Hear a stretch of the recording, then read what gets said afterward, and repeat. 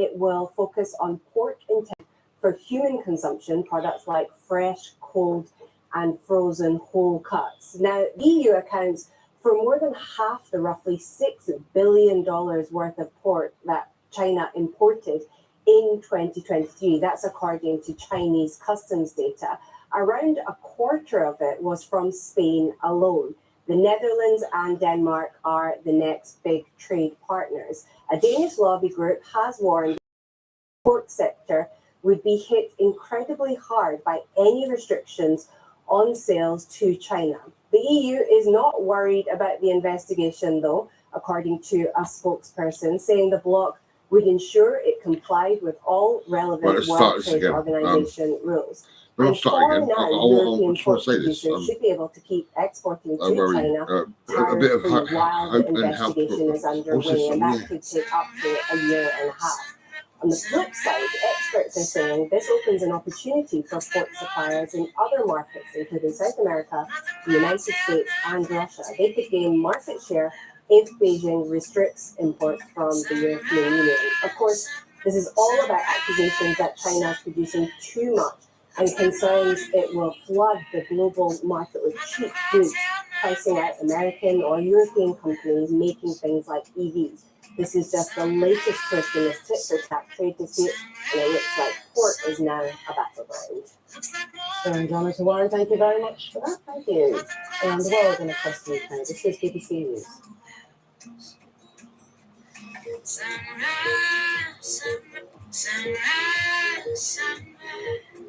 Looks like morning in your words, but the clouds held 9:15 for hours.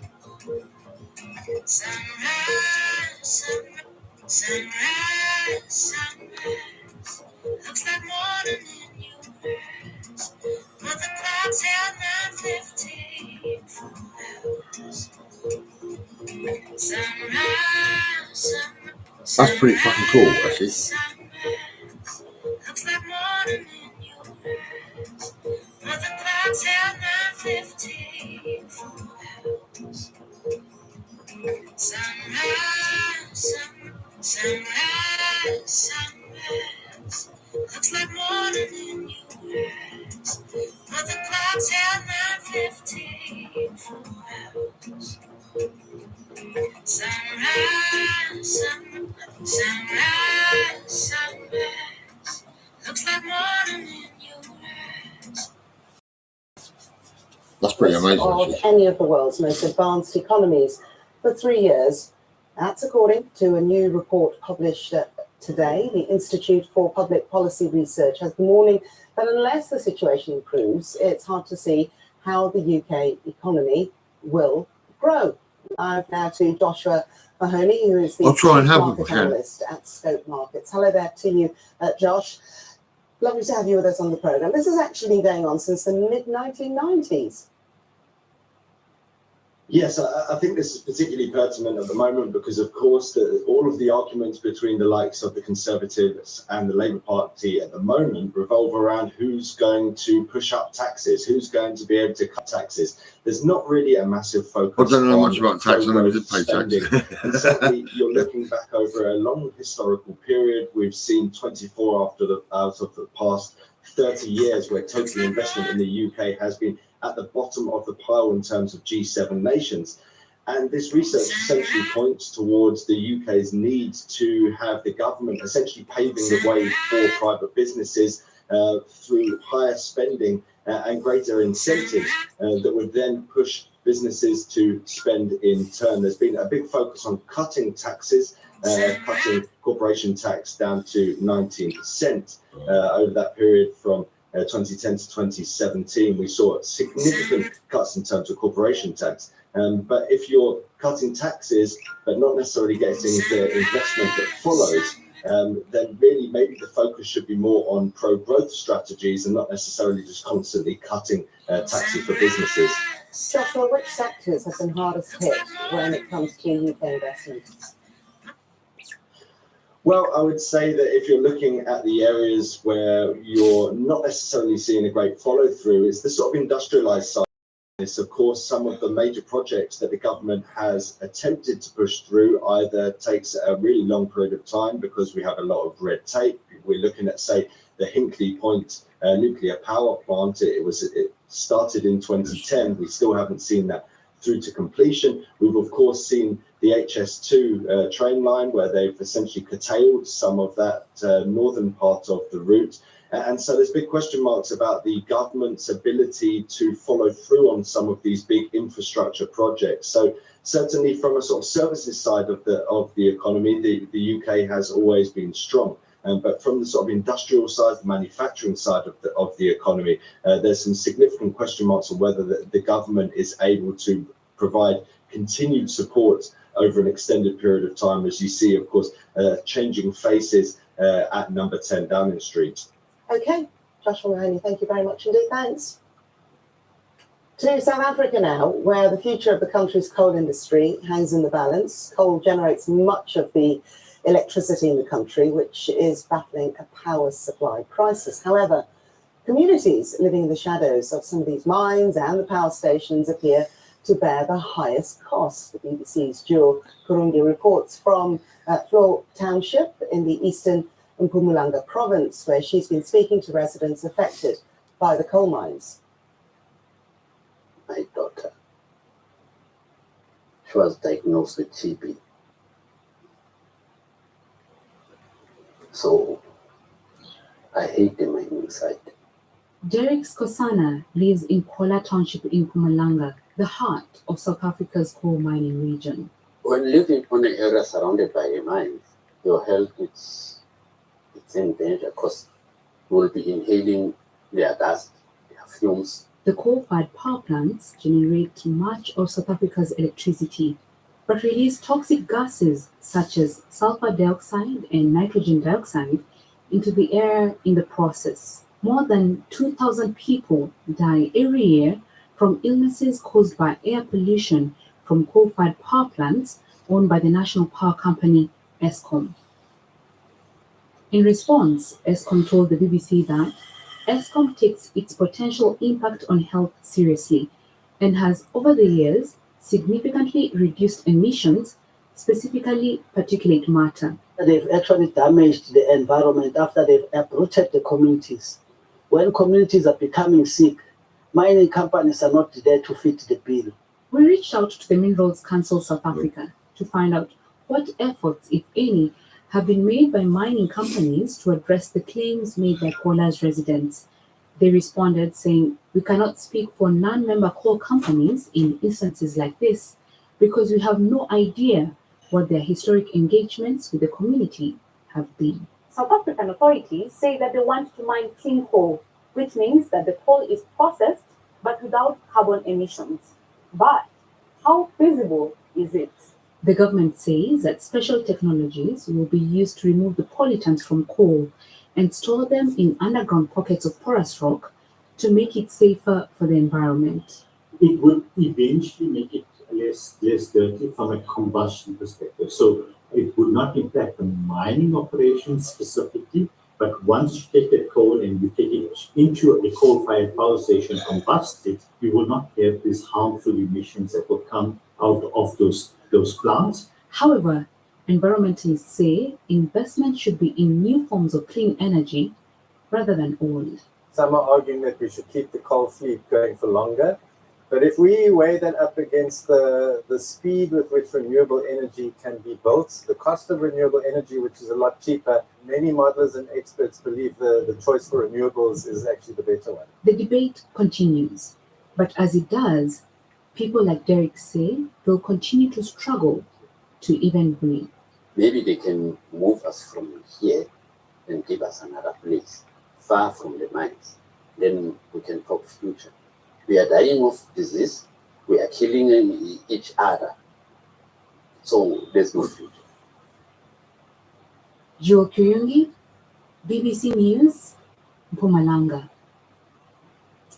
And we have a little chat about advertising because this week the Cannes Lions International Festival of Creativity, which is the largest gathering of the advertising and creative communications industry, is taking place on the French Riviera. new figures released today from the UK Advertising Exports Group show that the value of UK advertising exports currently stands at just over £18 billion. That's a 15% increase year on year, and 4 times higher than a decade ago, with the UK now the world's second largest exporter of advertising goods and services. So what is behind this roaring success? Well, let's speak to Gillian Douglas, who is the chair of the UK Advertising Exports Group and joining us from Cannes. Hello and very good morning to you, Gillian. This is a bit of surprise. Many people would have never thought that the UK's advertising sector is doing so well. Well, it's absolutely fantastic news to see the figures out at 18 billion. And it is surprising in some ways that 4 years ago, 10 years ago, it would be a fourth of that. Now it's 4 times the increase over the last decade. But the trajectory has been consistent for a few years now. I think it's testament to the creativity, the innovation that you see in advertising right across the UK. Okay, so what is it then about UK advertising that makes it so attractive to foreign countries, foreign companies? Well, there's a number of factors. I think you can put it down to talent, tech, and time zone. So on the talent side, the UK is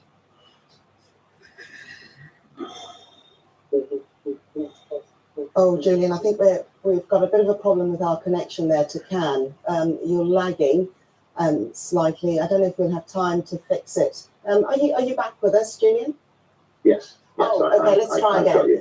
Okay, so Great. You've mentioned talent. Do continue. Also technology. We're at the forefront of technology in the UK. We've got the most advanced digital advertising market on the planet. And that means so much advertising is digital today, more than 50%. We're great on AI and using virtual production. So it means we're really expanding the possibilities of what advertising. And the best brands around the world want to buy the best advertising solutions. And they come to the UK for that. I want a cup of tea. Yeah, cup of tea. A black tea for me. Carry on.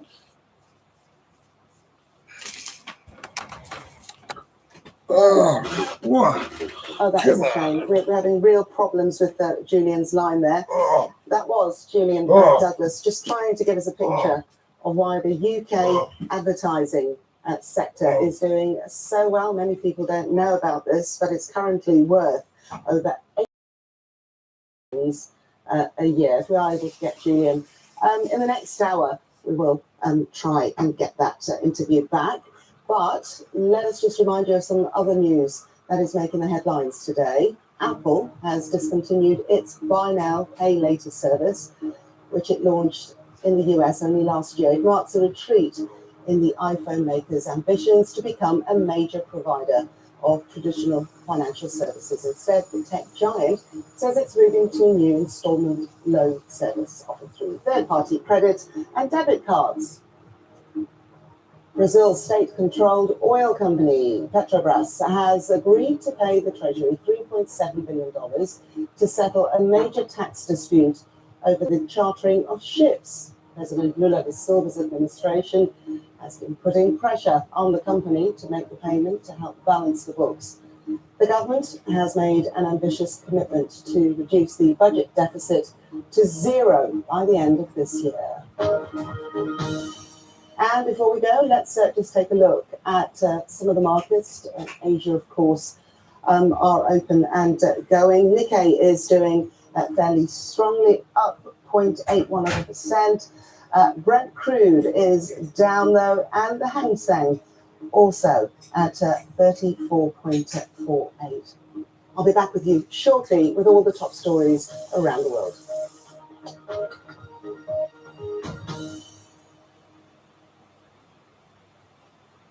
Hello. We've got a spell of slightly more settled June weather and temperatures a little bit warmer than they have been, certainly compared to the first few weeks of the month. Through the day on Tuesday, there'll be some sunshine for many of us. A few showers around, not as many as we've seen over recent days. We've got high pressure trying to build in from the Atlantic, low pressure clearing away to the east, another area of low pressure moving in from the near continent, settling close to the southeast of England, sitting through the English Channel, could bring a bit of rain at times. Many of us start the day on a dry note. We've got more cloud and a cool northerly wind blowing across northern Scotland, a few showers. Also some showers popping up the parts of northern England. But let's take a look through the English Channel. There's that rain, perilously close to Kent and East Sussex. A bit of wet weather possible here. Should clear away during the afternoon. Sunny spells for Wales up towards East Anglia. Variable cloud as we move across into Northern Ireland, but a bit more brightness here than recent days. Still fairly cloudy for Scotland with that northerly wind bringing a few rain showers. They'll be fairly light and patchy, I think, here today. One or two sharp showers for southern Scotland, northeast England, down the Pennines as well. Some sunshine to the south of that, lifting temperatures to about 21, 22 degrees in the warmest spots. We're typically looking at the mid to high teens for most, but cooler, just 12 or 13 across the northern half of Scotland. Moving into the middle of the week then, into Wednesday, this ridge of high pressure moves its way in and it's squeezing the weather fronts away. So most of us having a fine dry day on Wednesday with some longer spells of sunshine. There'll be some cloud bubbling up through the day, so not looking at wall-to-wall blue sky. A bit of a cool breeze blowing to East Anglia, the far southeast, and it'll also cloud over with a few spots of rain in the far northwest. So again, cooler for the north and the northwest of Scotland, 12 to 14, but most of us 17 to 21 degrees. So more typical of the time of year. Strong sunshine as well, of course, this time of year. Into Thursday, still a lot of dry weather. Could be some showers close to the southeast of England once again. Low pressure not too far away across the near continent. And perhaps a little bit more cloud and rain in the far northwest of Scotland. Do you love me? Fair amount of dry weather, Do you love 18 me? to 22. No, you don't love me. Cooler than that for the Northern Isles and the Western Isles too. Most of us stay dry then through into Friday, but more of a chance of a bit more unsettled weather initially in the northwest and then perhaps a little bit more widely some spells of rain as we head on into Saturday. Bye for now. That's a lovely smile. That's really nice. Yeah.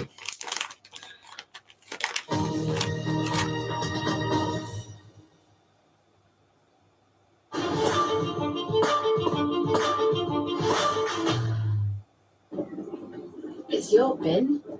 It's your shopping. It's your commute. It's your tax. It's your business. It's your home. It's your operation. It's your environment. It's your safety. It's your community. It's your future. If it's important to you, it's important to us. Our coverage will make sure your voice is heard. It's your election.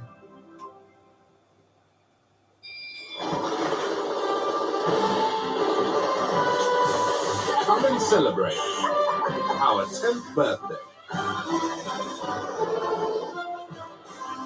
The Great British Sewing Bee continues tonight at 9 on BBC Two and iPlayer. I am the night. The earth is dying. I did this. I swear to you, with all the hearts of the last of the Time Lords, I will stop you. Brand new Doctor Who concludes Saturday at 6:40 on BBC One and iPlayer. I'm Dr. Happy. How you doing? Right, it's time to take all my medication. It's not medication, it's fucking BBC One.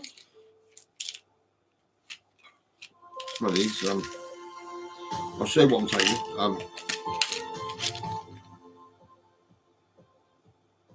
Right, there's one of those. Good morning and welcome to Breakfast with John Kay and Sarah Campbell. It's 6 o'clock. Good morning. Here are headlines today.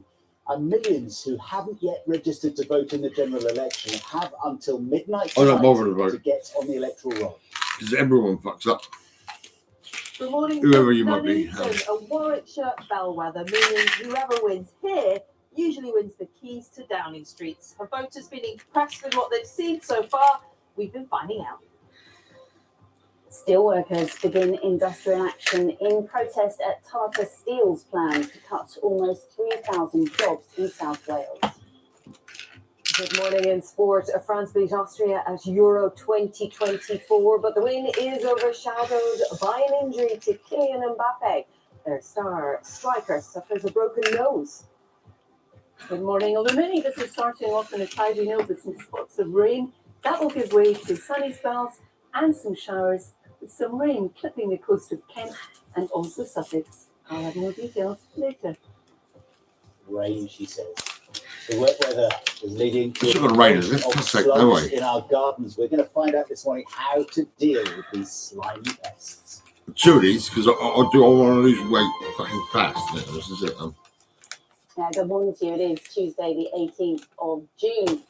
Our main story, millions of eligible people are being urged to register to vote in order to have their say in the general election. That's ahead of the deadline at midnight tonight. What the fuck? Previous voters who've moved to Some vote, change their nationality or their names will also need to re-register. Of course, all this comes as parties return to the campaign trail with just 2 weeks left until polling day. Our political correspondent Ben Wright has all the latest.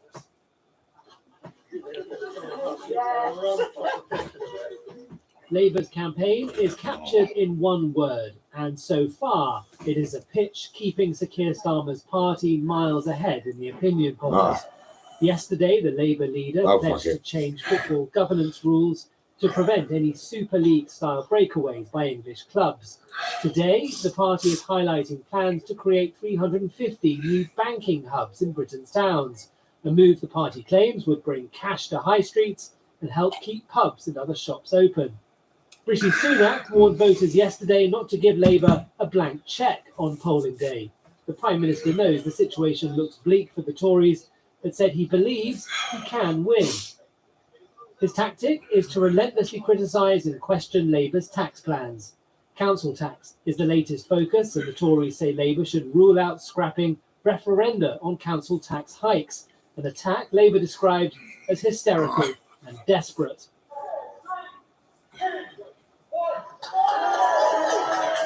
While the two main parties slug it out, the Liberal Democrat leader Ed Davey seems to be having far more fun than his rivals. Today, the party is again focusing on cleaning up dirty water, with a pledge to recruit 100 new water quality inspectors as part of a plan to clamp down on sewage dumping water companies. As the campaign quickens towards polling day on July the 4th, campaigners are encouraging people to register to vote. One of our biggest slogans is, if you don't do politics, politics will do you. And by that, we really do mean that, do we want other people to make decisions about our lives when we are the experts in our own lived experience? I've got nothing to fucking eat. I mean, they're too high a level. When in reality, we are the experts in our own lived experience. Nearly 2 million applications to vote have been made since the election was called. And if you're not already registered to vote, you have until midnight tonight to ensure you can cast a ballot. Ben Wright, BBC News, Westminster. Well, our chief political correspondent, Henry Zeffman, joins us now from Westminster. Good morning to you, Henry. So millions, literally millions of people not yet on the electoral register, and not long to actually get to the point where they can put their cross in the box. Oh, yeah. That's right, Sarah. Today is those people's last chance. It is the deadline at midnight tonight to register to vote, and then the deadline to apply for postal votes is tomorrow, and for proxy vote is next week. And for most people, registering to vote takes just less than 5 minutes. You simply log on to gov.uk, register to vote, and then you have it, permission to participate in this general election. And here's a few quick statistics for you.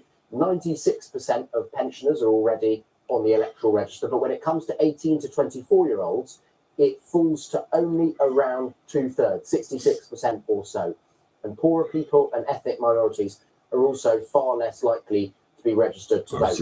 In this, that is, as we've been discussing every morning, haven't we, a crucial and fascinating general election. And if you want a sense of how things are going at the moment for the Conservatives, for the incumbent party who've been in power for 14 years, just look at Rishi Sunak's warning today that Keir Starmer could entrench his power for years. To say the least, that is not the warning of a confident leader. 2 hours time. Oh, fuck a Conservative candidate in a very safe constituency yesterday. I asked them how it was going. They simply replied with a photo of a crashing red wave. That's the conventional wisdom for how this campaign is going at the moment, but that might change. If you want to change it either way or keep it that way, you have to register to vote. So right, Henry, thank you for the moment. And we will be speaking to the Green Party's co-leader, Adrian Ramsey, at 8:30 this morning. Now, John has the rest of this morning's news. And John, the Russian president, he doesn't travel far and often these days, but a very significant trip today. He will be. We'll be getting an update on that a little bit later. But first, let's start with the fact that steelworkers belonging to the Unite Union have begun industrial action in protest at Tata Steel's plans to cut almost 3,000 jobs. We can speak now to our business correspondent, Hugh Thomas, who joins us from Port Talbot. Hugh, how significant is this action today?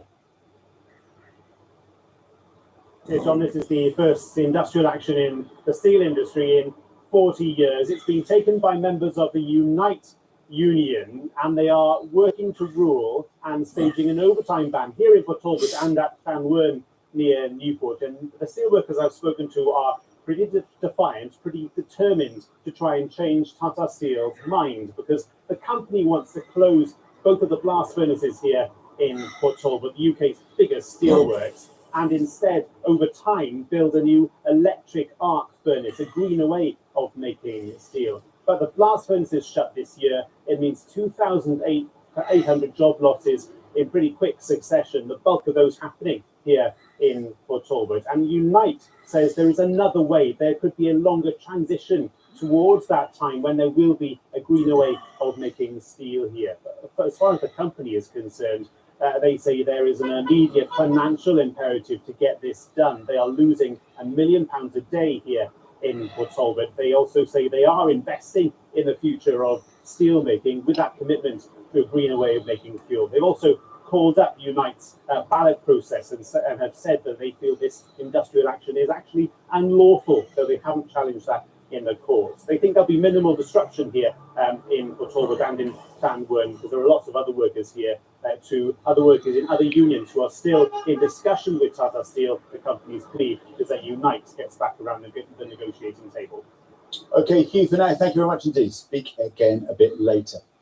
Now, Russia's President Putin has praised North Korea for firmly supporting the war in Ukraine as he prepares to visit Pyongyang for the first time in 24 years.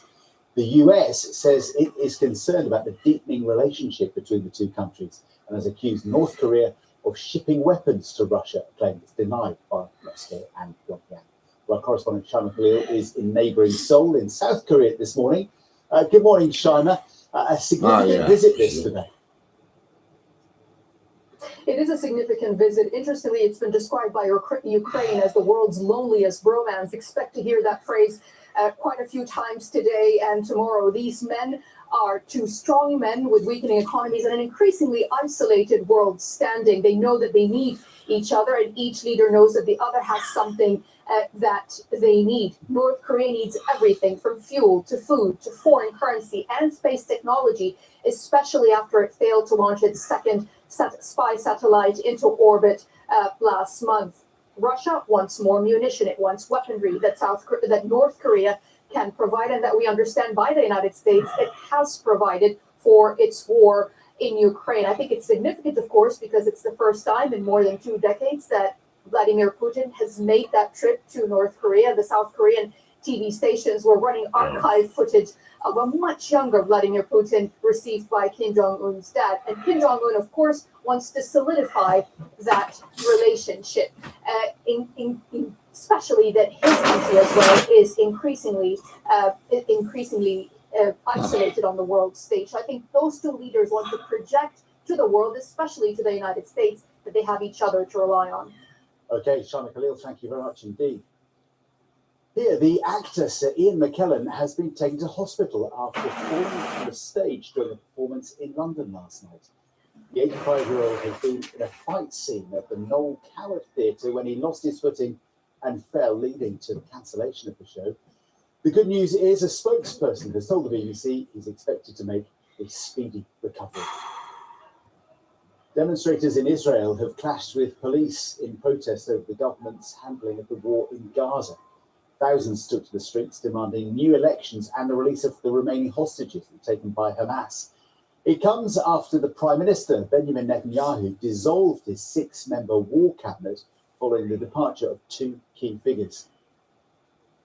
And there's a warning that children across the UK could experience lifelong consequences due to long delays for hospital treatment. It comes after a BBC investigation found that more than 20,000 youngsters waited over a year to be admitted for procedures, including surgery, with a record number of families now paying for private treatment instead. Now, the Post Office inquiry continues today with 2 directors from the forensic accountancy firm who are credited with helping to expose the scandal, set to give evidence. Andy Verity is there for us this morning. We can check in with him. Morning, Andy. So what are we expecting to happen there? Well, this could be an explosive day for evidence at the Post Office inquiry. The reason I say that is that the two people who are going to give evidence today are Ron Warmington and Ian Henderson.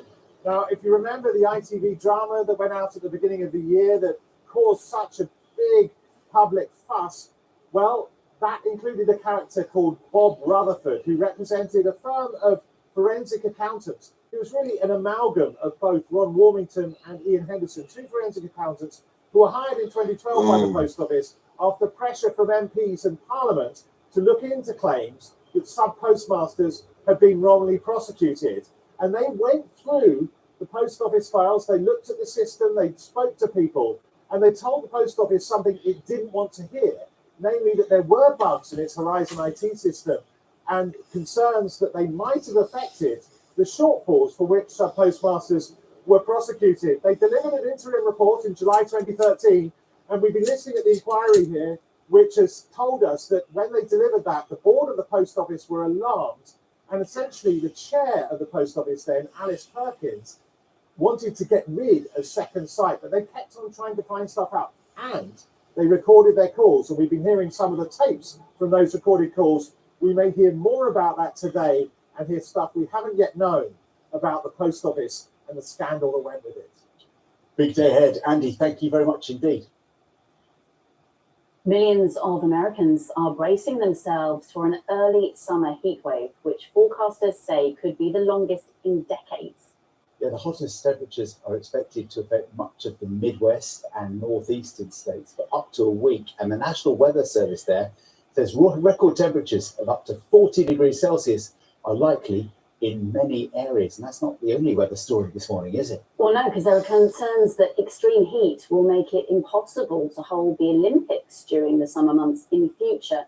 These concerns have been raised by leading athletes and climate scientists. It comes as a new report this morning. It outlines some of the threats posed to competitors at this year's Paris Games, including heat stress, sleep disruption, and even the possibility of fatalities.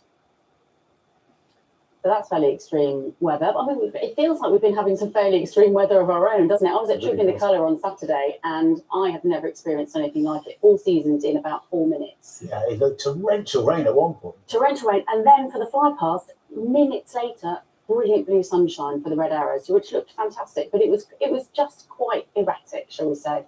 Well, let's find out whether Carol can tell us whether that erratic weather will continue. I suspect it will. Morning. Morning, Carol.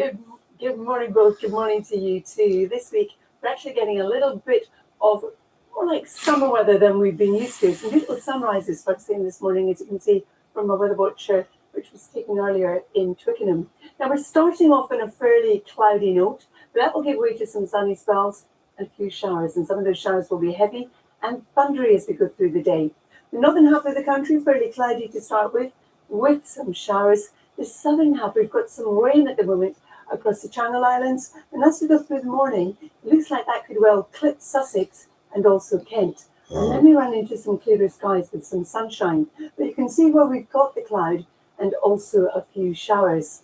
Still that northerly wind coming in across the north of Scotland, still accentuating the chillier feel here. Now, through the day, a little bit more cloud will bubble up. We'll have some showers across parts of Scotland, northern England, into the North Midlands, and also East Anglia. Those are the ones that could be heavy and potentially thundery as well. The rain clearing away from the southeast, and temperatures up to 21 Celsius. Most of us having light winds today, and here in the sunshine, 21 will feel quite pleasant. Good day for the Thames at Queen's and also Royal Ascot, which starts today. Now, as we head on through the evening and overnight, many of the showers will tend to fade, but we've got another weather front coming in across the far northwest of Scotland. That will introduce a bit more cloud. Under clear skies, it's going to be a cool night in the north. In sheltered glens, temperatures could fall away to about 2 or 3 degrees. And then as we look at the next couple of days, for most, it will remain dry. There'll be variable amounts of clouds, some sunny spells, but we could well see some weather fronts coming in across the northwest and also the southeast, bringing in some rain at times on Thursday. John and Sarah. Okay, Carol, thank you very much indeed. We're going to be asking you about slugs a little bit later. I can't wait. What's the slug forecast? We'll find out. Thank you. It is 6:16. Let's take a look at today's paper, and we'll start with the Telegraph. Tuesday's papers pretty much largely focus on the election campaign. The Daily Telegraph reveals that the former Prime Minister Boris Johnson is signing letters to Red Wall voters. This is in a bid to counter Reform UK and Labour. Well, the Guardian is looking in detail at yesterday's manifesto launched by Reform UK, or Contract as they call it. They don't like the word manifesto.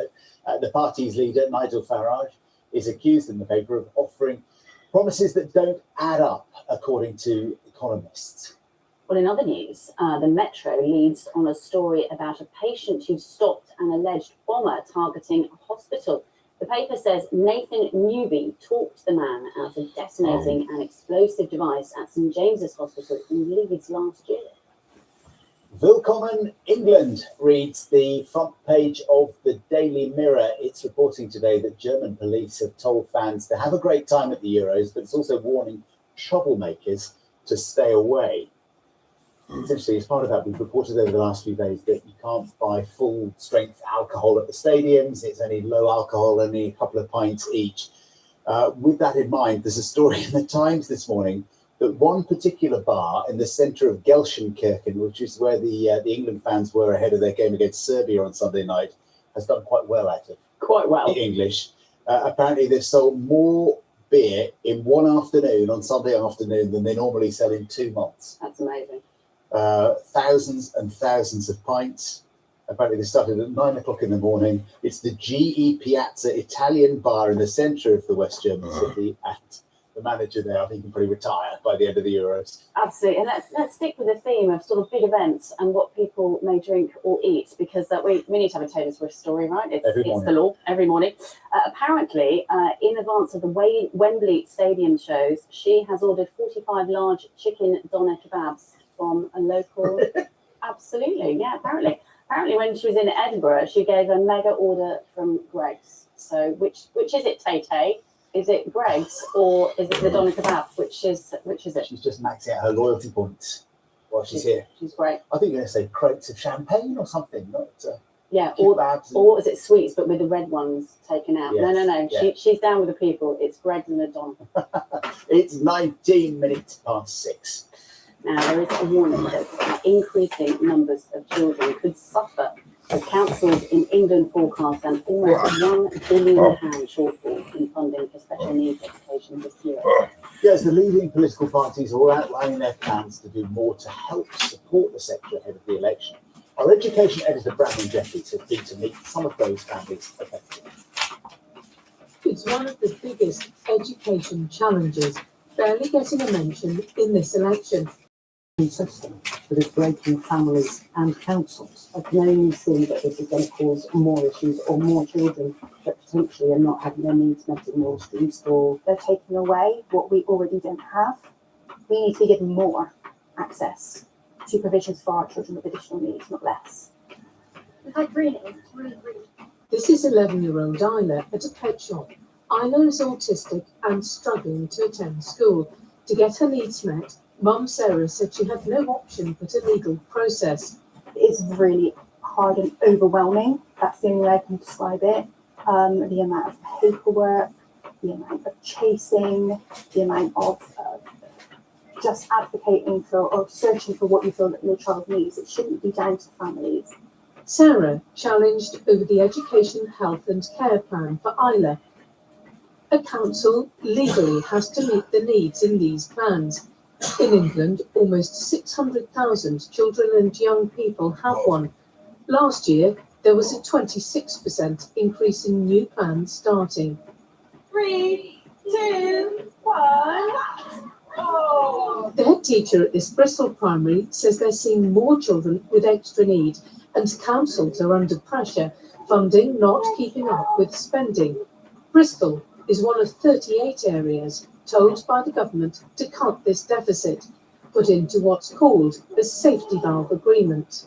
I can only see that this is going to cause more issues or more children that potentially are not having their needs met in mainstream school and therefore may not be accessing education at all. Is this nationwide, potentially a form of rationing. I can't see how it could be seen as potentially anything else. The SEND budget hole is large. 113 of 153 councils responded to the BBC about this spending, forecasting a £926 million deficit this financial year. That's the gap between funding and what they'll spend. And if you look at how this is adding up, an estimated £3.2 billion deficit has accumulated since 2019 across England. The worst gap between funding and spending we found was in Cheshire East. It's not in a safety valve plan, so not getting extra cash. Like all councils, the SEND deficits are being held off the balance of accounts under a government deal that runs out in 2 years' time. At that point, the scale of the financial problem will be visible. It means that in 2026 we have a huge problem. It's a bit like we've put the money on a credit card and that credit card has to be paid back in 2 years' time. How much interest are you paying on that at the moment? The amount that's already in that negative reserve for Cheshire East Council is about £80 million. So we'll be paying between £3 and £6 million in interest in the current year. Charities are worried about children's legal rights to support, gathering information from councils trying to cut deficits, concerned it means fewer children will get a legally binding plan. The law is really clear about what disabled children and young people are entitled to. And these safety valve agreements seem to us to be allowing, maybe even encouraging local authorities to breach their legal duties to children and young people.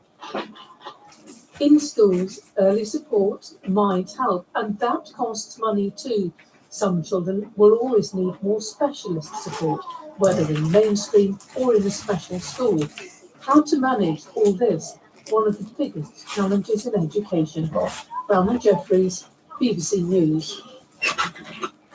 Now, hundreds of thousands of football fans are making their way to Germany to watch the Euros. And as the major summer of sport continues, with the Olympics, of course, starting in just 6 weeks, even more of us will be travelling abroad. But there are some people arriving only to find the accommodation they booked on a third-party booking site isn't quite what they expected. Take a look at this. The website booking.com says it's investigating after Scotland fan Rory Bradley posted these pictures online. He said the accommodation was like something out of a horror movie. Now, you can see here what looks like a bed made of cardboard and held together by duct tape, while a sofa bed was described as broken and disgusting. Hey, gentlemen. Three different customer service advisors, the group has provided with alternative accommodation. I actually woke up with mental fucking eye. My head was just like, it was killing me. It was fucking mental. Is now at another property, and they will ensure that they receive. I think I played a bit of Mozart and shopping. And what can you do to make sure you're not yesterday? Which consumer expert Lisa Webb has this advice? And a bit of DJ Marky. Red flags when you're looking for your accommodation. A few things to consider is whether or not the price of the property seems to match the property itself. If it looks too good or too cheap, then it probably isn't legitimate. Oh, this is not right.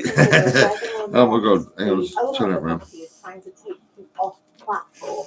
Now we know that a lot of scams occur off platform, and by that I mean taking your. I'll just put it to this lady, right? She's fucking lovely.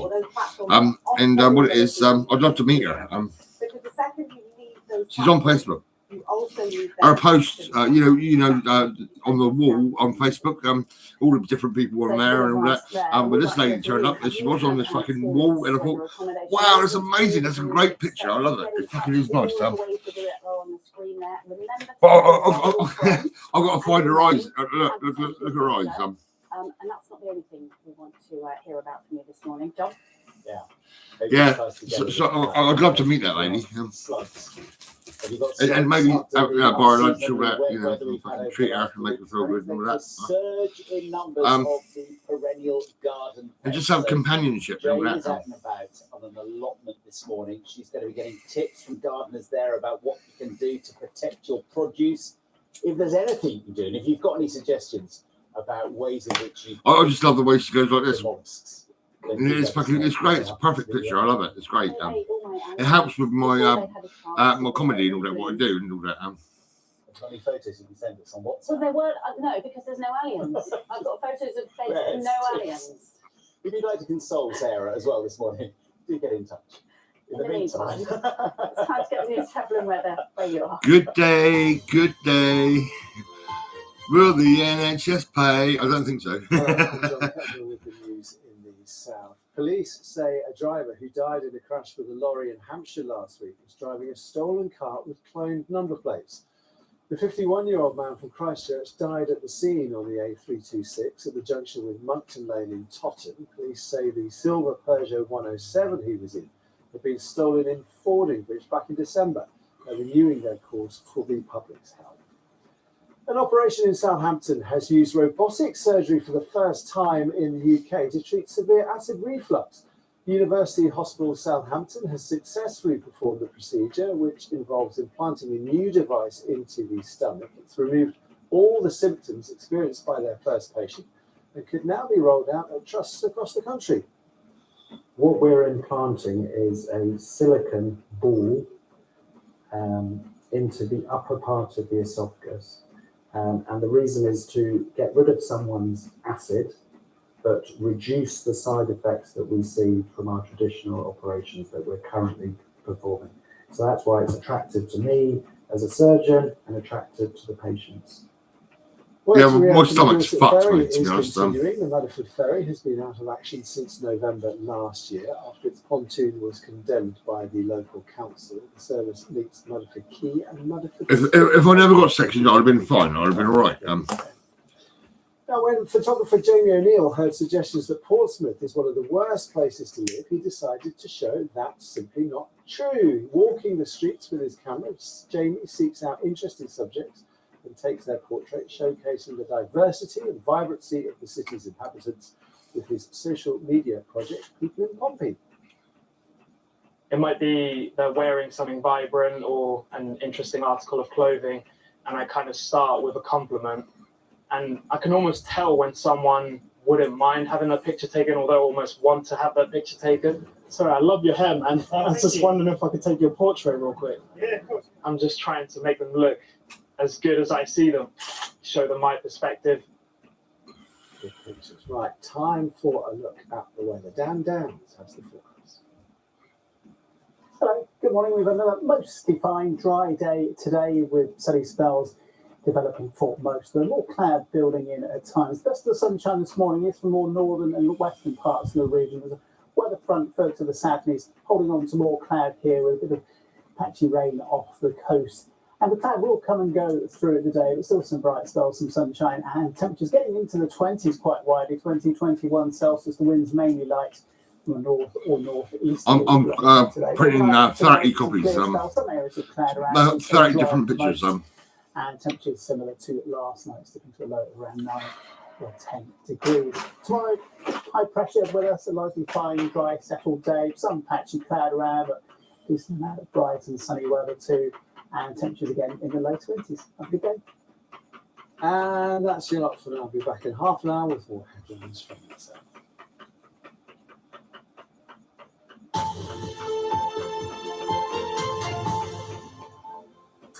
Hello, welcome back to Breakfast with Sarah Campbell and John Kay.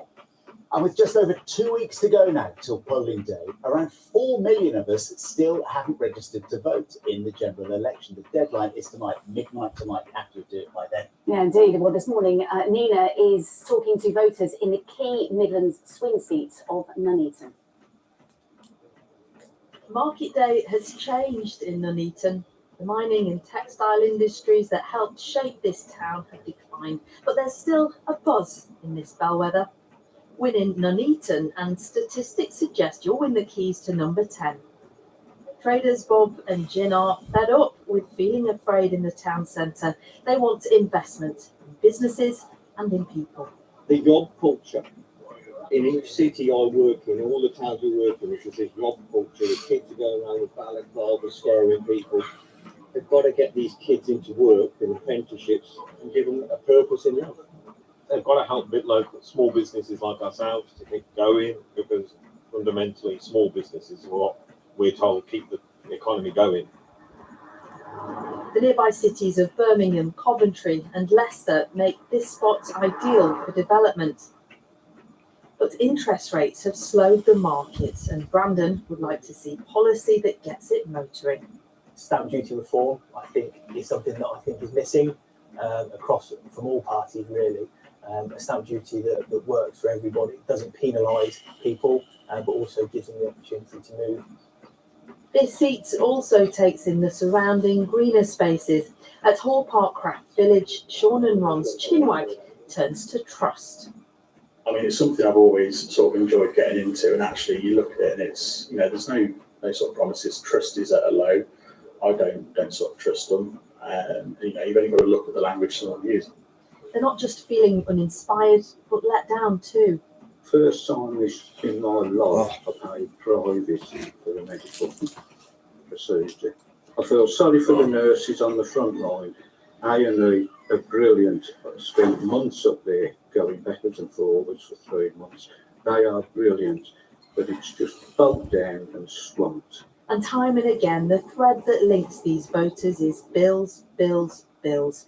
Running this Bills, shop, bills, Margaret bills. is struggling to make ends. Nobody wants them. No money left by the time you pay bills to have a life afterwards. There's nothing, no holidays, no nothing. Just give them a quid. You know, fuck it.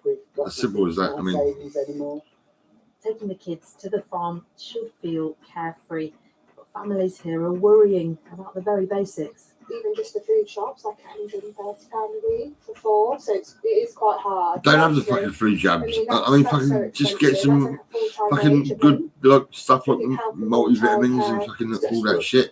Education, law and order, You'll be fine. Immigration, the health service, you name it, it needs to be changed. Yeah, of course it does. Fucking right. Yeah, fucking hell. What Shit, might it sad, look like? terrible. I mean, Voters here tend to be in tune with the nation. Watch this space.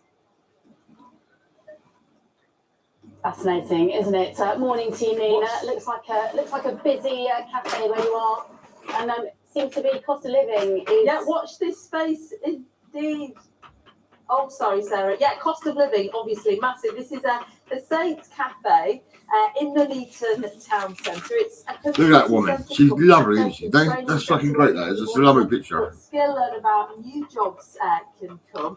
Good morning to you all. Thank you for coming. Lovely to see you. That's great. I love that picture. It's sort of on the I wish I hadn't chopped her eyes off. Look at her eyes. Fuck it. I mean, I can't believe it. Bellwether, the keys to Downing Street often lie in constituencies like this. Maybe because it's the kind of place that had an industrial heritage that's been on decline, and since then it's been finding its feet. Now, Rob is our political editor for the West Midlands. Morning to you. I mean, you go outside and it sort of typifies high streets up and down the country, but there's a lot of investment going into the Nuneaton town centre. It's not all bad, is it? There has been. It's had a lot of levelling up money, about £50 million, so it puts it quite a way up the list in terms of receiving that compared to other places.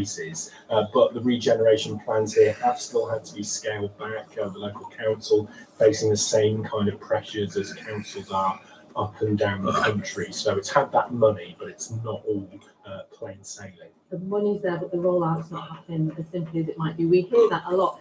People we spoke to yesterday, a lot of what they're saying is about a lack of interest in anyone. They're fed up with the status quo, but they're not really sure where to turn. Hearing quite a lot of that in this election campaign, and we've had a lot of politics, haven't we, over the last decade or so. I think there's an element of fatigue with that. In quite a lot of places, you sort of feel like maybe none of the above might be a winner, and people feeling that whilst they're not necessarily happy with how things are at the moment, they're not sure that they're being offered that much hope from elsewhere. It's something we hear a lot at the moment. It certainly is up and down the UK. I just want to grab Hannah, who works here. Hannah, can I borrow you for a moment? I know you're very busy with the crafting table.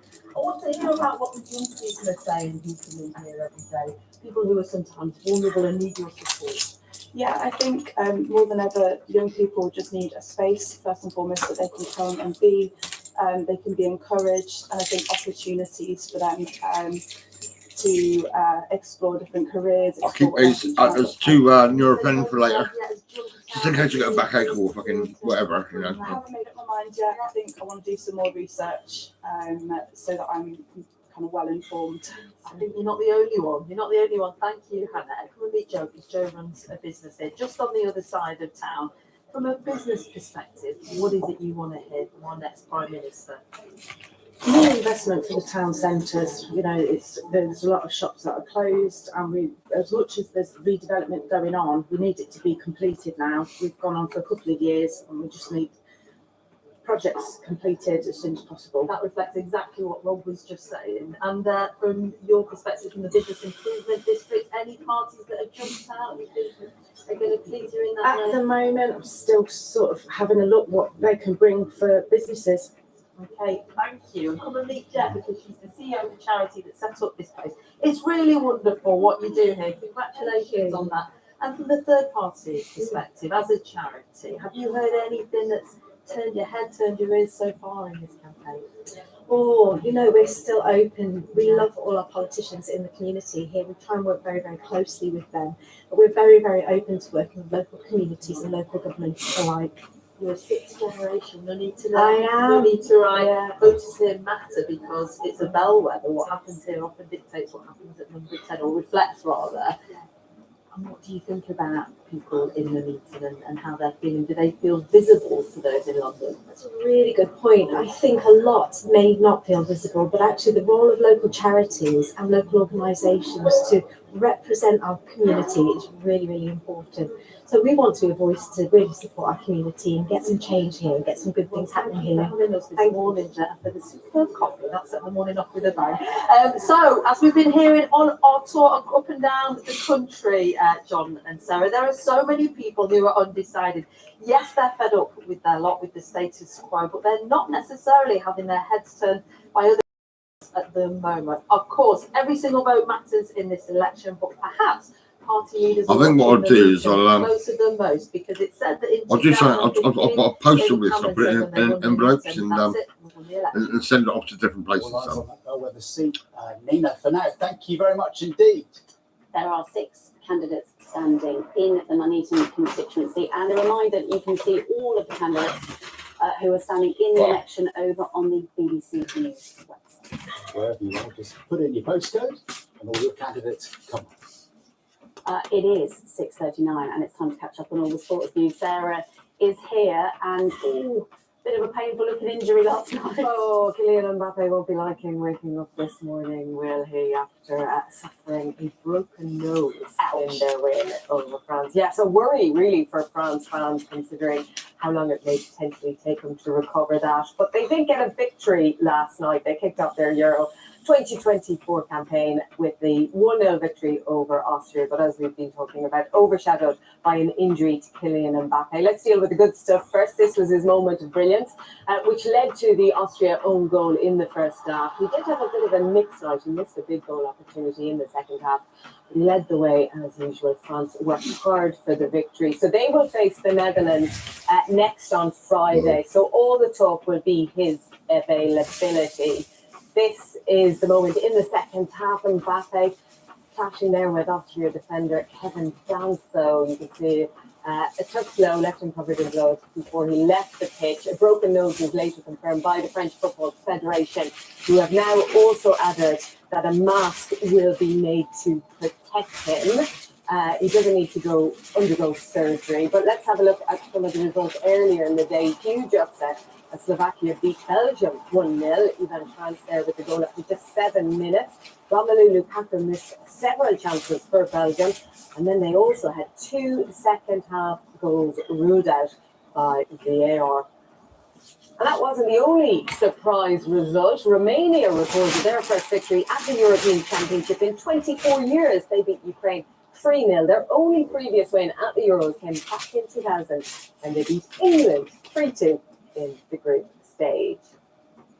Well, later today, Cristiano Ronaldo will make it 11 major international tournaments, and Portugal get their campaign underway against Czech Republic. The 39-year-old made his Euros debut 20 years ago and helped his country lift the trophy back in 2016. He's now the most capped male player in international football history with 206 appearances for Portugal. And elsewhere today, Georgia will make their debut at a major men's football tournament when they take on Turkey. Well, Scotland will be in action again tomorrow. Shit, I was going to Google, but I can't do nothing because I've got to let my printer go on. For us, Nesta, good morning. Lovely scene behind you. And the big news, though, from the Scotland camp yesterday, that Ryan Porteous, after that red card in the opener, that is now going to extend across his ban for the two remaining group games. Yeah, good morning, Sarah. Good morning to the folks watching back home as well. As you mentioned, really nice view. This is Frankfurt, day 5 of the Euros, and this is Germany's 5th largest city. You can probably see the financial district behind me and the fan park as well. Last night it was rich with football fans, and today we expect much of the same. A lot of them might be Scottish, because yes, let's talk about Group A. Scotland. It's not quite last chance saloon yet, but they will be expecting a result against Switzerland tomorrow night. As you mentioned, flash is probably the best word to use in their opener against Germany 5-1. Not that many people expected Scotland to get a result, but I think the manner of that defeat certainly shook up a few of the fans that had travelled to see. Then midfielder John McGinn says that we'll see a different Scotland against Switzerland, and Andy Dunn says that they owe the fans a performance. But as you mentioned, for Ryan Porteous, it could be at the end of his tournament, because unless Scotland make it through to the knockout stages, he's unlikely to feature again. Sent off and the penalty awarded against him for that tackle on Ilkay Gundogan. UEFA have reviewed it and said it considered it serious foul play. So yeah, his ban has been extended 2 more games.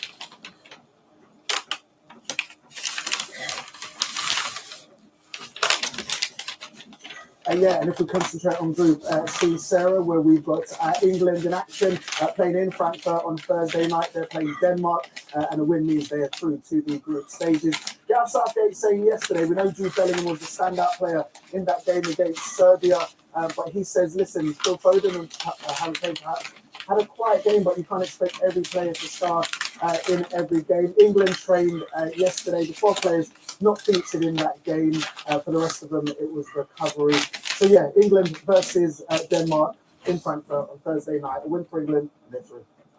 Great stuff. Thank you very much, Nesta McGregor, live in Frankfurt for us. Let's move on to tennis now. Cameron Norrie's preparations for Wimbledon aren't exactly going to plan. Yesterday, he was replaced as the British #1 by Draper, and then lost in the opening round at Queen's. Norrie's lost in 3 sets to Milos Raonic. It went to a tiebreak in the decider, which the Canadian won 11 points to 9. He also fired 47 aces, a record in a 3-set match. It's Norrie's second successive defeat on home soil after losing in Nottingham earlier this month. Meanwhile, Jack Draper is playing some of the best tennis of his career after winning his first ATP Tour title at the weekend. I've got a tennis racket. Victory over Matteo. But it's somewhere around here. Couldn't have come at a better time. Draper is in action in a few hours' time at Queen's, where he'll face Argentina's Mariano Navone. Andy Murray and Dan Evans are also playing in their first round matches later. It's been incredible. You know, I feel a tremendous sense of pride. It's obviously been a long journey to get to that sort of first title. Lots of ups and downs, lots of tough moments with my team, perseverance. But yeah, it's all part of the journey, and just the way I played last week is what I'm most proud of. Katie Boulter is another Briton who is showing great form ahead of Wimbledon. She's playing at Edgbaston later today after she too picked up a title at the weekend. The British #1 beat Karolina Pliskova in the Nottingham Open final. So it's back-to-back wins there. She now targets a place in the world's top 20. Boulter will play Ukraine's in the first round. And finally, Rory McIlroy says he will take time away from golf after squandering the chance to win the US Open and end his 10-year wait for a major title. American Bryson DeChambeau picked him in North Carolina to win by 1 shot on Sunday. And while McIlroy posted on social media overnight saying that I feel closer to winning my next major championship than the one word that I would describe my career as is resilient. I've shown my resilience over and over again in the last 17 years, and I will again. So we will feel. Let's see. I microwave meal last thing I done was have a meal, and then I fell asleep and fucking in this chair. It's like, fucking, when I woke up, I was like in pain. I mean, I wish I had that fucking this morning. It's nice to have a bite to eat when you wake up in the morning. I'm not very happy about that. I can't even have no toast or nothing. I've not had toast for fucking years. Do you remember that song, Toast? Toast. A lot of that will break. Yeah, do you remember that song? Toast. It's fucking. It's a good song. It was years ago. I heard that. Especially thrust pulling. These are the values today. So moderate, high, or very high, right the way across the board. What's happening is we've got a weather front very close to the southeast of England. It's bringing some rain. So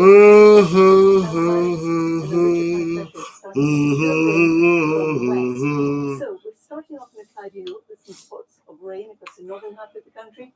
Further south, there is some blue sky to be had. But we also I'll have to go through my pictures and make sure I don't double everything, because I've just noticed there is a couple of they've gone round and round, and I've got fucking 2 or 3 copies of it in my list of fucking pictures. I've got loads of fucking pictures. It's crazy. But for western parts of Northern Ireland, western Scotland, as that ridge of high pressure builds in, things will brighten up. So into this evening and overnight, once again, many of the showers are going to fade. There'll be some clear skies, but the cloud will build out towards the northwest, heralding the arrival of the next weather front coming our way, and that eventually will introduce some rain. Chilly and sheltered glens, 2s and 3s that we can expect as overnight lows. So until Wednesday, mostly dry. There'll be a lot of sunshine around, but as this weather front comes into the northwest, it will introduce rain and cloud across Scotland and Northern Ireland. These are our temperatures, 11 to 21 degrees north to south. Then as we head towards the end of the week, it looks like we could be clipped once again in the southeast by a weather front, and the same too across the northwest. So we'll have more cloud coming in across Scotland and Northern Ireland ahead of this band of rain. Again, front coming up from France will produce some showers. Hang on, hang on. I can't quite see. I'll just go look. A little bit warmer for many of us. Temperatures up to 22 Celsius, but breezy conditions will come in with the weather front coming in from the northwest. So in the rain and the breeze, it will feel a bit cooler here. Then as we head on towards the end of the week, this weather front looks like it's coming in on Friday and will slowly drift southwards and eastwards. So we say goodbye to any showers first thing in the morning. And eastwards. Dry weather, there'll be some sunshine further east that you are. But where we've got the weather front coming in from the west, that will bring in some rain. Again, the wind will strengthen around it, and we'll see some cloud build ahead of it as well. So it will feel fresher in the west compared to the east. So we're looking at 22 as a high. So I'm going to keep this. This is quite funny, really. I like that. For Royal Ascot, for the tennis at Queen's, it's looking pretty good. Warm, dry, and we'll see variable amounts of cloud, but also some sunshine. Then as we head towards the weekend, well, we've got the rain to clear during the course of Saturday. Sunday is looking drier. Sarah and John. Oh. You might want to look away now, Carol. Oh no, is it the slugs? Don't talk about me like that. Look at these. Yeah, I'm almost speechless. There's a little hole in slugs. It's only when you see them this big that you notice the detail. But you have definitely noticed slugs so far this summer. The washout of the rain over the last few weeks might have been bad news for us lot as human beings, but the slugs, they're loving it. They certainly are. Yeah, numbers of slugs and snails are said to be surging as a result of the wet weather. Jane is at an allotment in Warrington for us this morning. Jane, are they surging where you are? The slugs aren't surging just yet, but the gardeners are. They are out in force this morning. Good morning, everybody. Good morning. Good morning. How has your summer been so far, folks? Wet. Awful. And we're here today to talk about the winners and losers of the washout that has been summer so far. let me tell you, there are winners and we know they are slugs. That's what we're going to talk about in a while. But there are also losers. And Carol, Matt, I'm talking about you because they are fed up with one question they are repeatedly being asked, which is, where the heck is Summer? Have a look at this.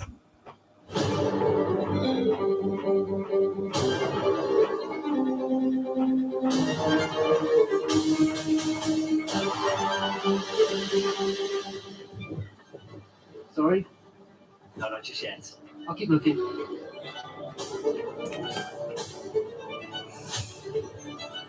Yeah, awful, isn't it? Yeah. Cold like box, of course. I'll see what I can do. Take care. Bye. Good morning, good morning. There is one question on everyone's mind. Nothing. I'll probably go to McDonald's later. Is Summer. I want to go to the post office in Swan Centre. I used to go over the road to the post office, but they're fucking nasty bastards. I mean, really. So I'm going to the Swan Centre, and I'll be posting my pictures. Last June Yeah. was the warmest on record. This June has been nah. Sarah, did you happen to find Summer at the Download Festival? Happy sleeps 1 minute and then pouring down the drain the next. A mud bath, total mud bath. It was like thick chocolate custard. You couldn't lift your feet up. It was like suction cups. I lost one pair of boots and the others just about survived. And I believe you've renamed the Download Festival to? As Download. And I go again, but I'd stay in a hotel. Every morning, couple of days to see if I can find Summer. Are you going to be dancing to your forecast? Oh. You might be dancing to avoid the puddles. We continue to search for signs of summer in the forecast. Forecasters warn we're not done with the downpours just yet. But remember, please don't shoot the messengers. Oh no, Maureen. It's not my fault, but Eddie's going to bring me again. Oh yes. Don't even think about it. Oh, maybe I'll just go into hiding instead.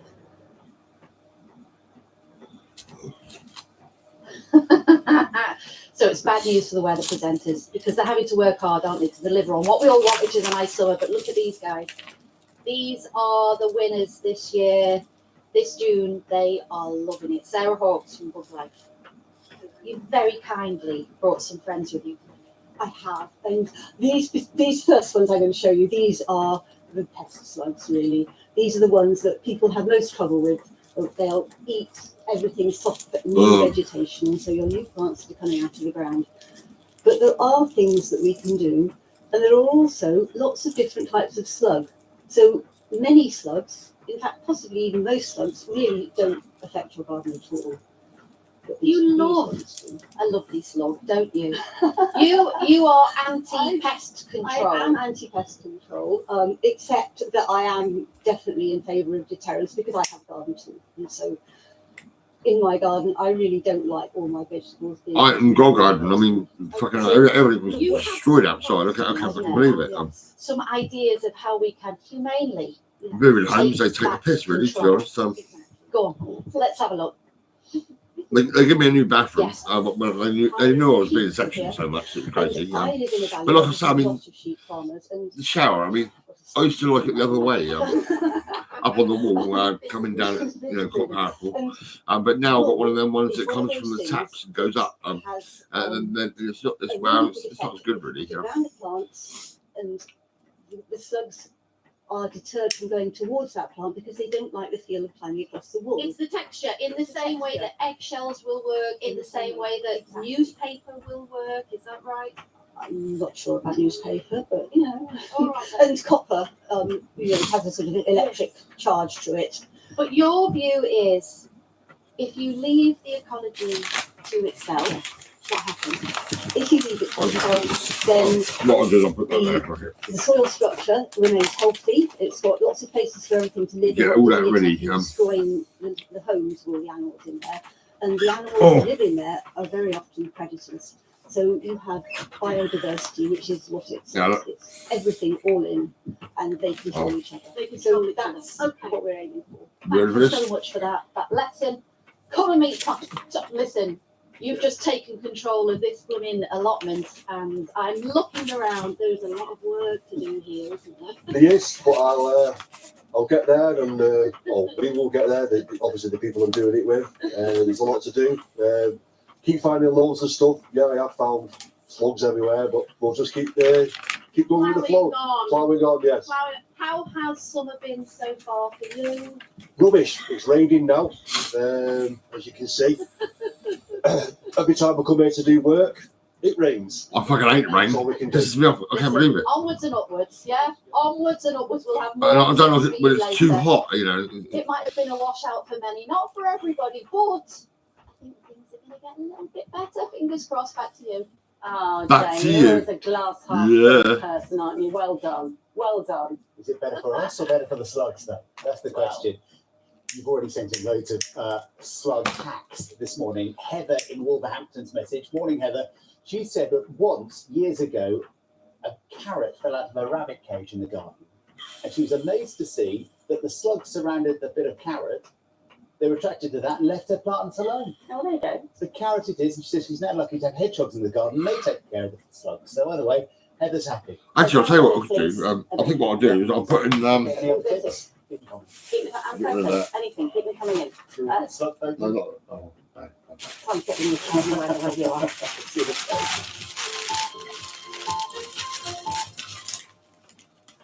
Hello, I'm John Cuthill with the news in the south. Police say a driver who died in a crash with a lorry in Hampshire last week was driving a stolen car with phone number plates.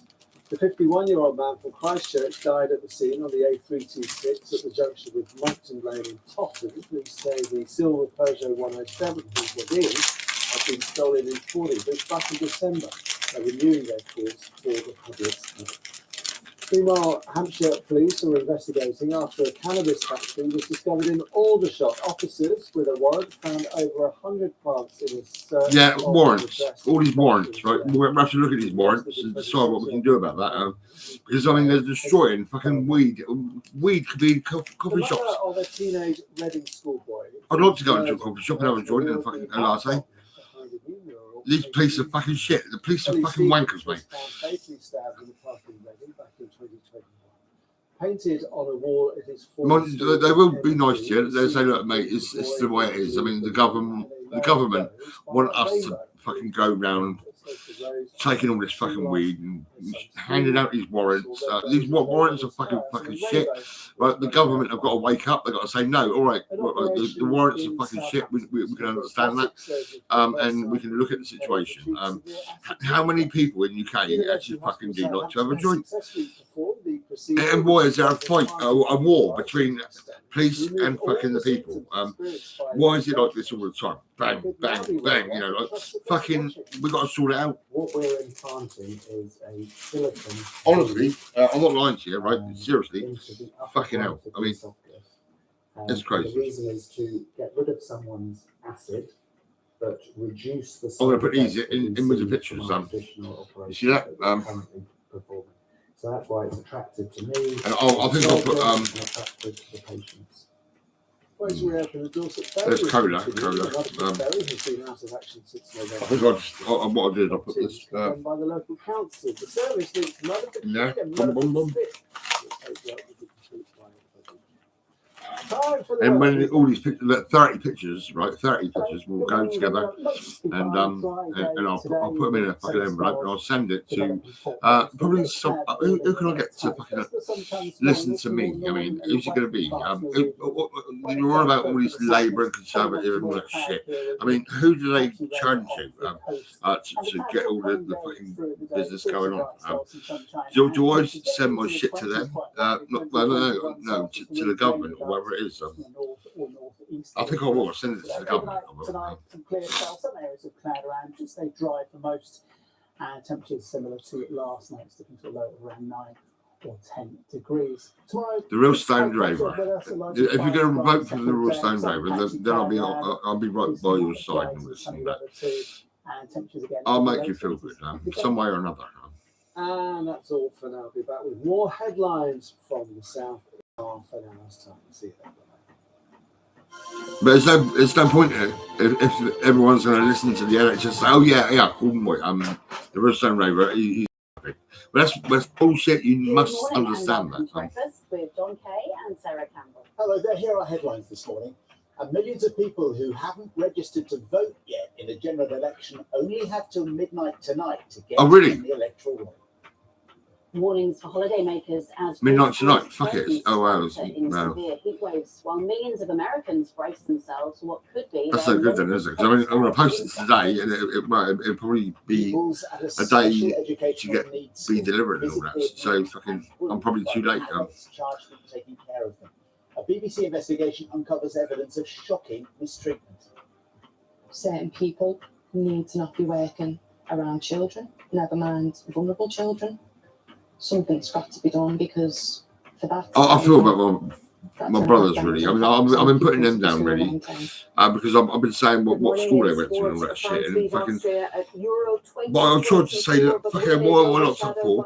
When I'm the one who was quite creative and artistic and fucking caring and understanding and all that. Good morning. For many of us, it's a cloudy start to the day. There is some And my spotty brothers, rain around as they're well. just sitting there. That will give way to sunny spells and some showers. Some of those showers will be heavy and thundery, and we could see some rain clip the southeast. I'll have more details later. It was scary to be sectioned so much. It was fucking scary. Morning. It is Tuesday, the 18th of June. Our main story: millions of eligible people are being urged to register to vote in order to have their say in the general election. Well, I'll tell you what. I'll take my time if I want to. If you're a previous voter, I mean, I do things the way I want to do it. nationality or If I'm taking a bit of time, that's fine. You just have to wait. You know, simple as all this that. comes as the parties return. This country is fucking pretty fucked up. Honestly, you know, we must get this fucking weed situation sorted out. It's got to go in cafes.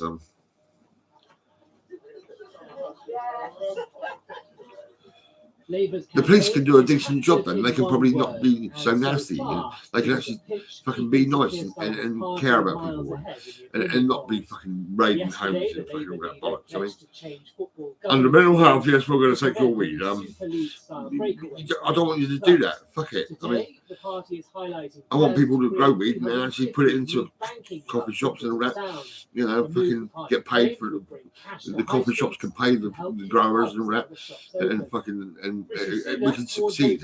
This country will be a really good fucking place. You know, this is it.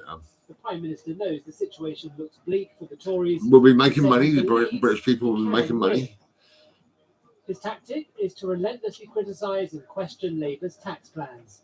Council tax is the latest focus, and the Tories say Labour should rule out scrapping referenda on council tax hikes. I don't understand tax. I don't fucking pay tax. It's simple as that.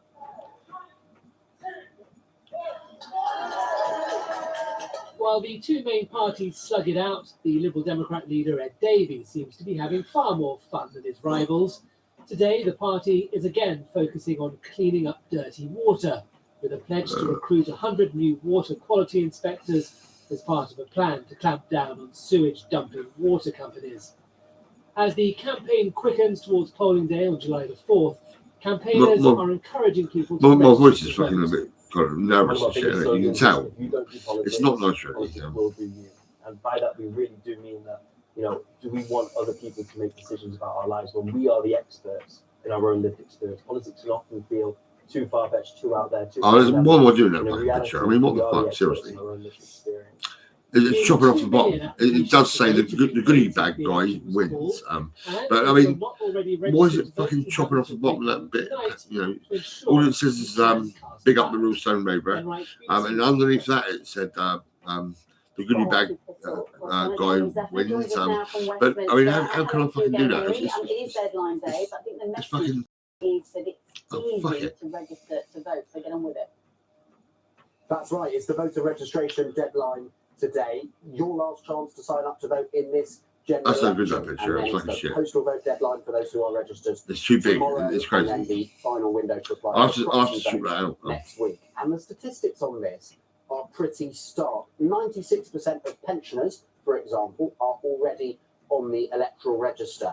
But when it comes to 18 to 24-year-olds, that falls to only around 2/3. And poorer people and ethnic minorities are also far less likely to be registered to vote. It just takes 5 minutes to do so. Simply log on to gov.uk/register to vote, and those eligible then get permission to take part in this general election, in which there's only just over 2 weeks to go, and you can tell. Oh, 2 weeks to go. That's great. Yeah, I'll send it over. I'll send some to Westminster. I will. Fuck it.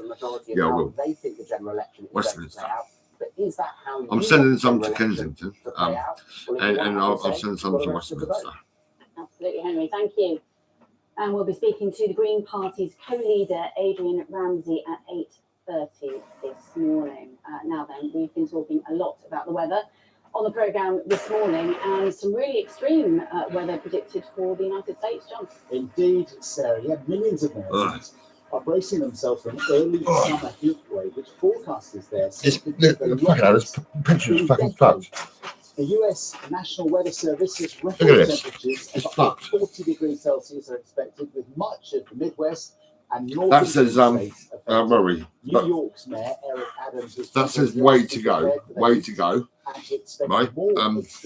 And under there it says fucking the goodie bag. The goodie bag guy wins.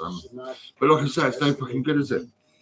With climate change leading to more frequent and intense heat, the summers are different than they were before, and so we should expect and be prepared. I think I'll still include it. I'll include it. People will have to try and guess what's being said. The goodie bag guy wins. Yeah, I think you can read that. But like, a lot of it's chopped off. Meanwhile, a number of athletes are warning. And there's this. This is quite a cool picture, really. I've done this years ago, man. This summer could put competitors in dangerous situations. A new report today from climate scientists outlines some of the threats posed to competitors this year, including heat You got to be stress, focused on what you're doing. disruption, and even the possibility of fatalities. And all this comes as tourists who are travelling to the Mediterranean are being warned to prepare for extreme weather conditions. We're going to hear more about this and get a UK weather forecast in the next few minutes. Russia's President Putin has praised North Korea for firmly supporting his war in Ukraine as he prepares to visit Pyongyang for the first time in 24 years. The USA says it is concerned about this deepening relationship between the two countries and has accused North Korea of shipping weapons to Russia, a claim that is denied by Moscow and by Pyongyang. Well, our correspondent Shan Khalil is in South Korea, in Seoul, for us this morning, and can tell us about the significance of this visit, China. Well, this has been described by Ukraine as the world's loneliest bromance, and I think it encapsulates that relationship. These are two strong men with increasingly weakening economies, but also an increasingly isolated world standing. Each knows that the other has something that they want. North Korea needs everything from food, fuel, foreign currency, and satellite technology after it failed to launch its spy satellite I'm trying to find it on the computer, actually. Yeah. Russia needs more munition. It needs more weaponry to make up for that stockpile on the battlefield in Ukraine. Both Pyongyang and Russia have denied this arms transfer. Government offices, Westminster. In the past, and from the United States, again saying that thousands of containers of munitions has been transferred to Russia for that war in Ukraine. This is a win-win situation for both men, not just Oh, for Great Russia, George but for Street, each other, really? but also the optics they're projecting to the world. China, thank you very much indeed. Here, the actor Sir Ian McKellen has been taken to hospital after falling from the stage during a performance in London last night. The 85-year-old had been in a fight scene at the Noel Coward Theatre when he lost his footing and fell, leading to the cancellation of the show. A spokesperson, though, has said he's expected to make a speedy recovery. Good news. The Post Office inquiry continues today with two directors from the forensic accountancy firm credited with helping to expose the scandal set to give evidence. The company's Second Sight was brought in to investigate the Horizon, but the Post Office later terminated the firm's contract when it raised issues with the computer systems. Steelworkers from the Unite Union have begun industrial action in protest at Tata Steel's plans to cut almost 3,000 jobs. Let's speak live to our business correspondent Hugh Thomas, who joins us now from Port Talbot. And Hugh, just want to explain, what is this action about? Yeah, John, we're about an hour now into the first industrial action in the steel industry in around 40 years. Members of the Unite Union here in Port Talbot and also at the Tata Steel site in Llanwern are staging work to rule, and they're observing an overtime ban. And the steel workers I've spoken to have got a mood of defiance, of determination to oppose Tata Steel's plans. That's because the company wants to shut both blast furnaces here in Port Talbot, the UK's largest steelworks, and to do that this year with a loss of around 2,800 jobs. The company says it's losing £1 million a day here, and that is the reason behind moving quickly and before it has the chance to build a new, greener electric arc furnace in future. The union, though, wants a longer transition period. It doesn't want all of those jobs to disappear this year, but Tata Steel says it can deal with this industrial action, and it wants Unite, like the other two unions are doing, to get back around the negotiating table. Hugh, thank you. Thank you very much indeed. That's 12 minutes past 7. Here's Carol with a look at this morning's weather. Good morning to you again, Carol. It's looking quite nice behind you. It's not looking too bad at all, Sarah. Good morning, both. Good morning to you too. For some of us, we're starting off on a bright note, others a cloudy note, and some a sunny note. This is a picture from one of our weather watchers speaking in Powys just a little bit earlier. But we do have thick enough cloud for some showery outbreaks of rain across Scotland, some blizzary conditions getting in across Northern Ireland, and it's wet this morning across the Channel Islands. And you can see how that is crossing the English Channel, and later it's going to clip parts of Kent and Sussex. So a lot of this cloud is going to break up, particularly Western Scotland and Northern Ireland as we go through the afternoon.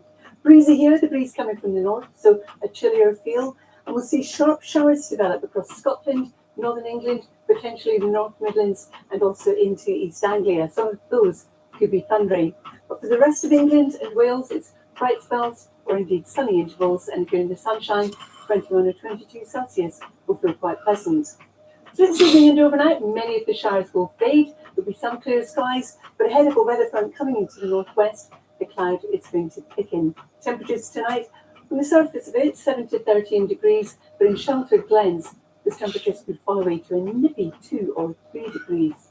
So tomorrow we'll have the clear skies by night, but we'll start with some sunshine, but our weather front will continue to make inroads across the northwest of Scotland and Northern Ireland, introducing some cloud, and then we'll see some rain. Two fronts actually, the first one introducing patchy rain, the second one bringing in a little bit heavier rain, but nonetheless, temperatures ranging from 10 in the north to 20 or 21 as we push down to the south.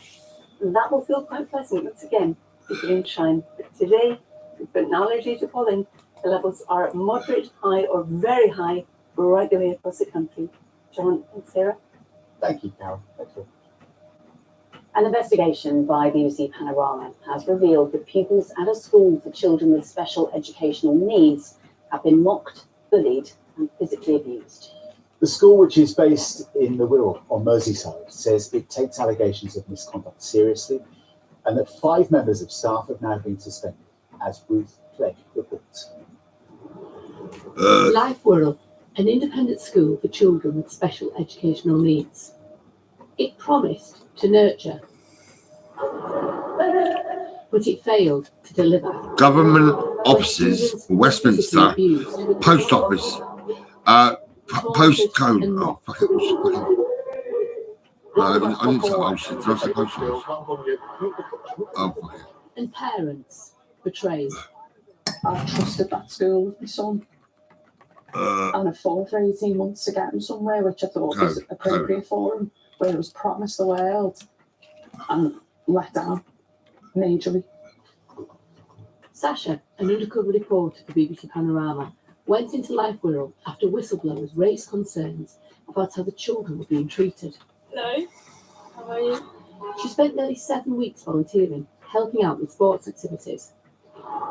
Here the students are playing a basketball game at a local leisure centre. And a staff member is filmed wrestling a boy to the floor. He told the BBC he had never harmed a student in any situation that has required physical intervention. Paul Hamill is a member of the school's senior leadership team. This is how he talks to one of the pupils who's standing right next to him. You're the best footballer in a disabled school, well done you. No, like being a pirate in a blind school. All of them works. I'm king here. Later, in the car, Paul Hamill says he fantasised about killing the same boy, but the boy had overheard him. The worst thing I probably said I got away with. I'm 14 gone, so 3 marks and places that. I'd love to drown him in the bath like a kid. You like to what? Love to drown him in the bath. Hamill. He did not respond. Sasha visited the mum of another child who'd attended the school. Certain people need to not be working around children, never mind vulnerable children. Something's got to be done, because for that to carry on, that's going to have damaging effects on the pupils at the school long term. The school says it doesn't condone the behaviour revealed by the programme, and 5 members of staff have been suspended. Since it opened in 2020, the school has received £2.2 million in pupil fees from Wirral Council. The Department for Education has confirmed it is currently closed while the local authority investigates. It says it will take enforcement action, including permanent closure, should the school try to reopen. And that was Ruth Clegg reporting there. Well, we're joined now by Dame Christine Lenahan, the former director of the Council for Disabled Children. Dame Christine, thank you for talking to us. Some really upsetting scenes in that report. Can you give us any understanding as to how a school gets to a situation where pupils are being treated and spoken to like that? I think what you can see from the film is just very poor leadership. There is poor leadership at the school under poor culture. You know, when you look at really good schools for these pupils and they're out there, you see a really strong leadership, you see staff who are well trained, and you see people who genuinely want to work with children and young people with additional needs. And in this film, what I saw was children who were not actually interested or valuing those children and young people. It's not the first time, is it, that undercover reporters have gone into settings like that and uncovered scenes like this. How does it get to that point?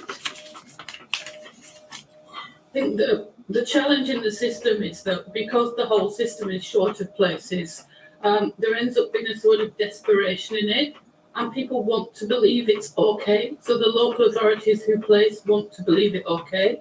The parents talked about fighting to get their children in school, so they want it to be okay. And there almost becomes a conspiracy around it.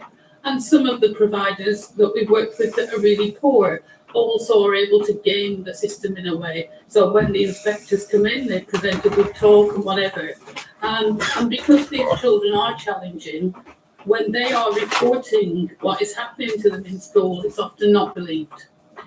Let's talk about the regulations around schools like this, because it's worth bearing in mind, isn't it? We heard the financial figures there, that the places cost something between £50,000 and £150,000, depending on the support that the child needs.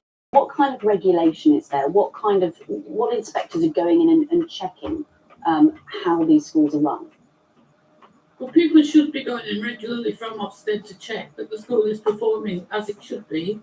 I think what I would say at the moment is that regulation system's not good enough. And we've seen it a number of times now, in a number of incidents, that the regulation and inspection system isn't good enough, and we haven't got a clear enough set of vision or standards for what we expect when we're going in. So if you put staff who are used to working in mainstream schools into a school like this, they don't know how to judge it well enough, I don't think.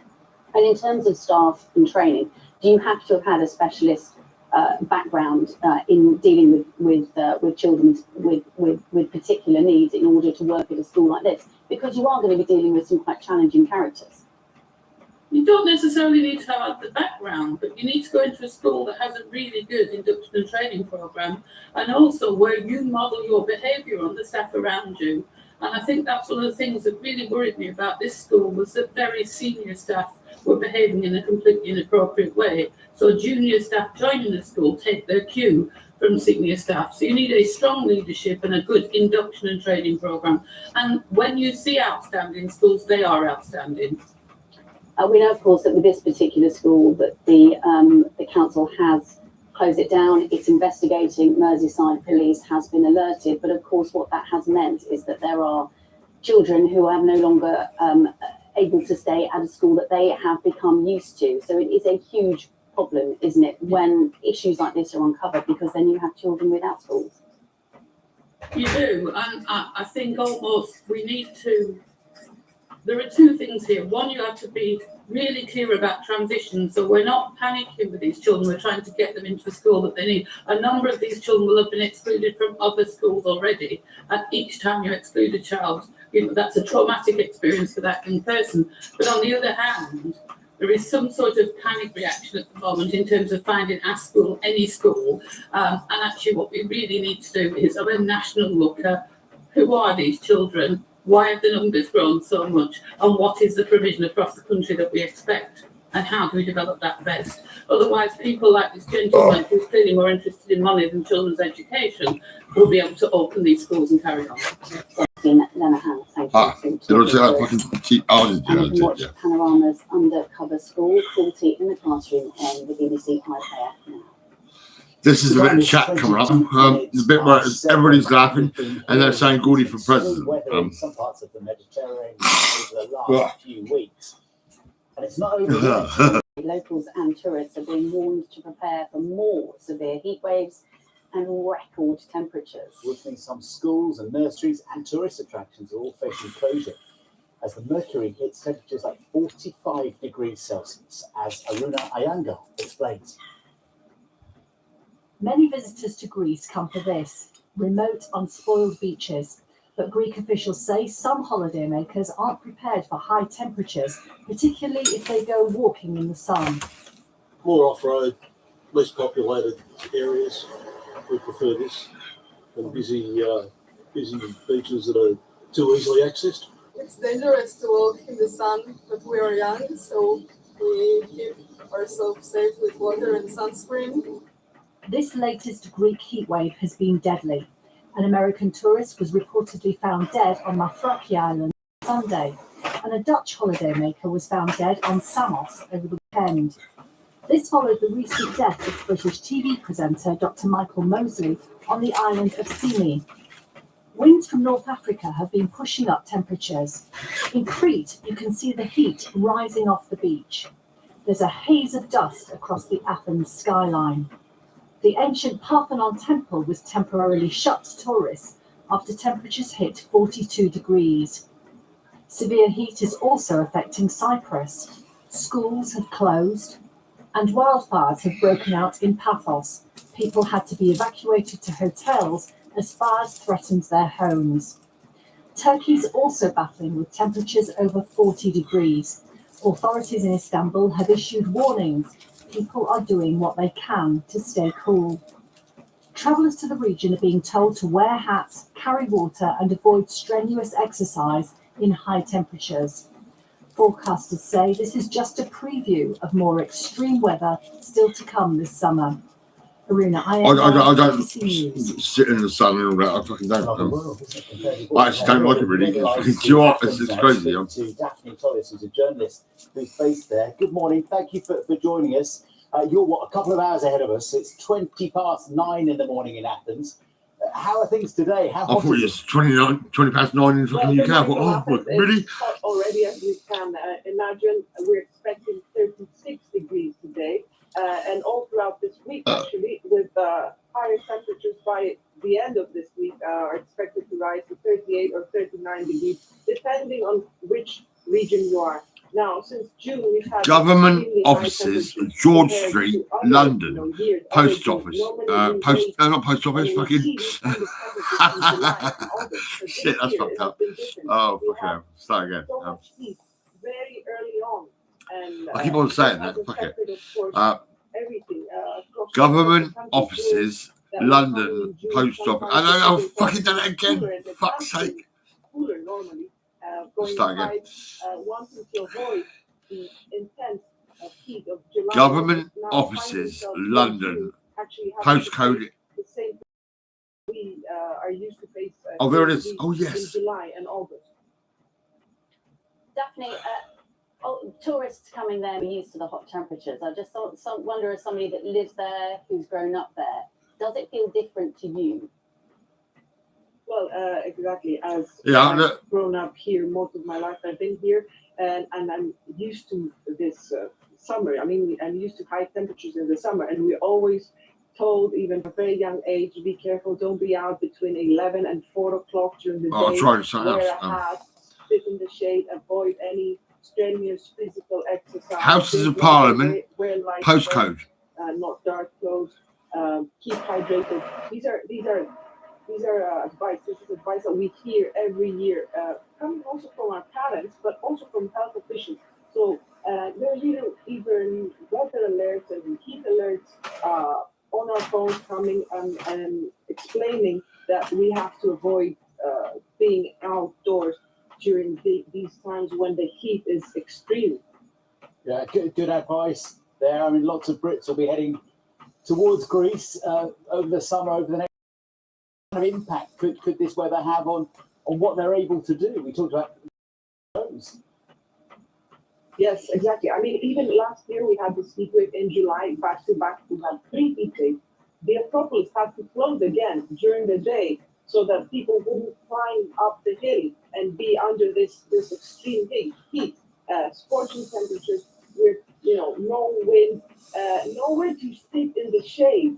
So I mean, as I was speaking to health officials, they were saying we cannot stress enough that people should take care, should not overestimate their own capacity, and should not underestimate the heat. The heat can wear you down. It can really make you feel dizzy. It can really it can have life threatening. Actually, it can be life threatening. So they were saying we cannot stress this enough again and again. Please take care. Do not sit out in the sun. Sit in the shade. Avoid walking, biking, hiking in the middle of the day, basically. Choose to go very early on, 6 a.m. or late, like after 6, 7 p.m. Daphne, thank you for joining us this morning. We'll let you go and have a sit down inside and have a glass of water. Follow your own advice. Thank you for now. Take care. Thank you. Yeah, really good advice there, because it's easy to get caught out, isn't it? Yeah, totally. It really is. Let's have a look at the news, travel, and the weather where you are this morning.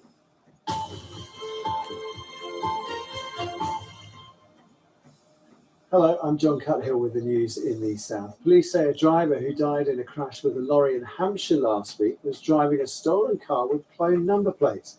The 51-year-old man from Christchurch died at the scene on the A326 at the junction with Monkton Lane in Totton. Police say the silver Peugeot 107 he was in had been stolen in Fordingbridge back in December. They're renewing their calls for the public's help. An operation in Southampton has used robotic surgery for the first time in the UK to treat severe acid reflux. University Hospital Southampton has successfully performed the procedure, which involves implanting a new device into the stomach. It's removed all the symptoms experienced by their first patient and could now be rolled out at trusts across the country. What we're implanting is a silicone ball into the upper part of the esophagus. And the reason is to get rid of someone's acid, but reduce the side effects that we see from our traditional operations that we're currently performing. So that's why it's attractive to me as a surgeon and attractive to the patients. Now, when photographer Jamie O'Neill heard negative comments about Portsmouth, he decided to show they weren't true. Walking the streets with his camera, Jamie seeks out interesting subjects and takes their portrait, showcasing the diversity and vibrancy of the city's inhabitants with his social media project, People in Pompey. It might be they're wearing something vibrant or an interesting article of clothing, and I kind of start with a compliment. And I can almost tell when someone wouldn't mind having their picture taken, or they'll almost want to have their picture taken. Sorry, I love your hair, man. I was just wondering if I could take your portrait real quick. Yeah, of course. I'm just trying to make them look as good as I see them, show them my perspective. Great project. Time for the weather. Here's Dan Downs. Hello, good morning. We've had another mostly fine, dry day today with sunny spells developing for most of them. More cloud building in at times. Best of the sunshine this morning is from more northern and western parts of the region. There's a weather front further to the south and east, holding on to more cloud here with a bit of patchy rain off the coast.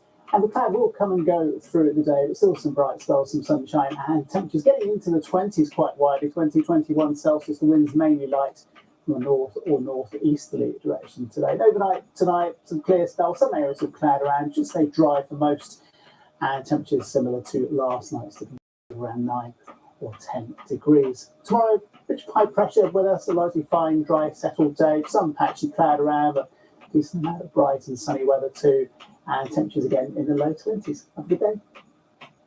Couple of bits of travel news for you. The A338 Wessex Way eastbound blocked due to an accident between Bournemouth West roundabout and Richmond Hill roundabout. And the M27, there's one lane closed due to a broken down vehicle westbound at junction 9 for Sedgensworth. That's all for now. I'll have more headlines for you in half an hour's time. Bye-bye.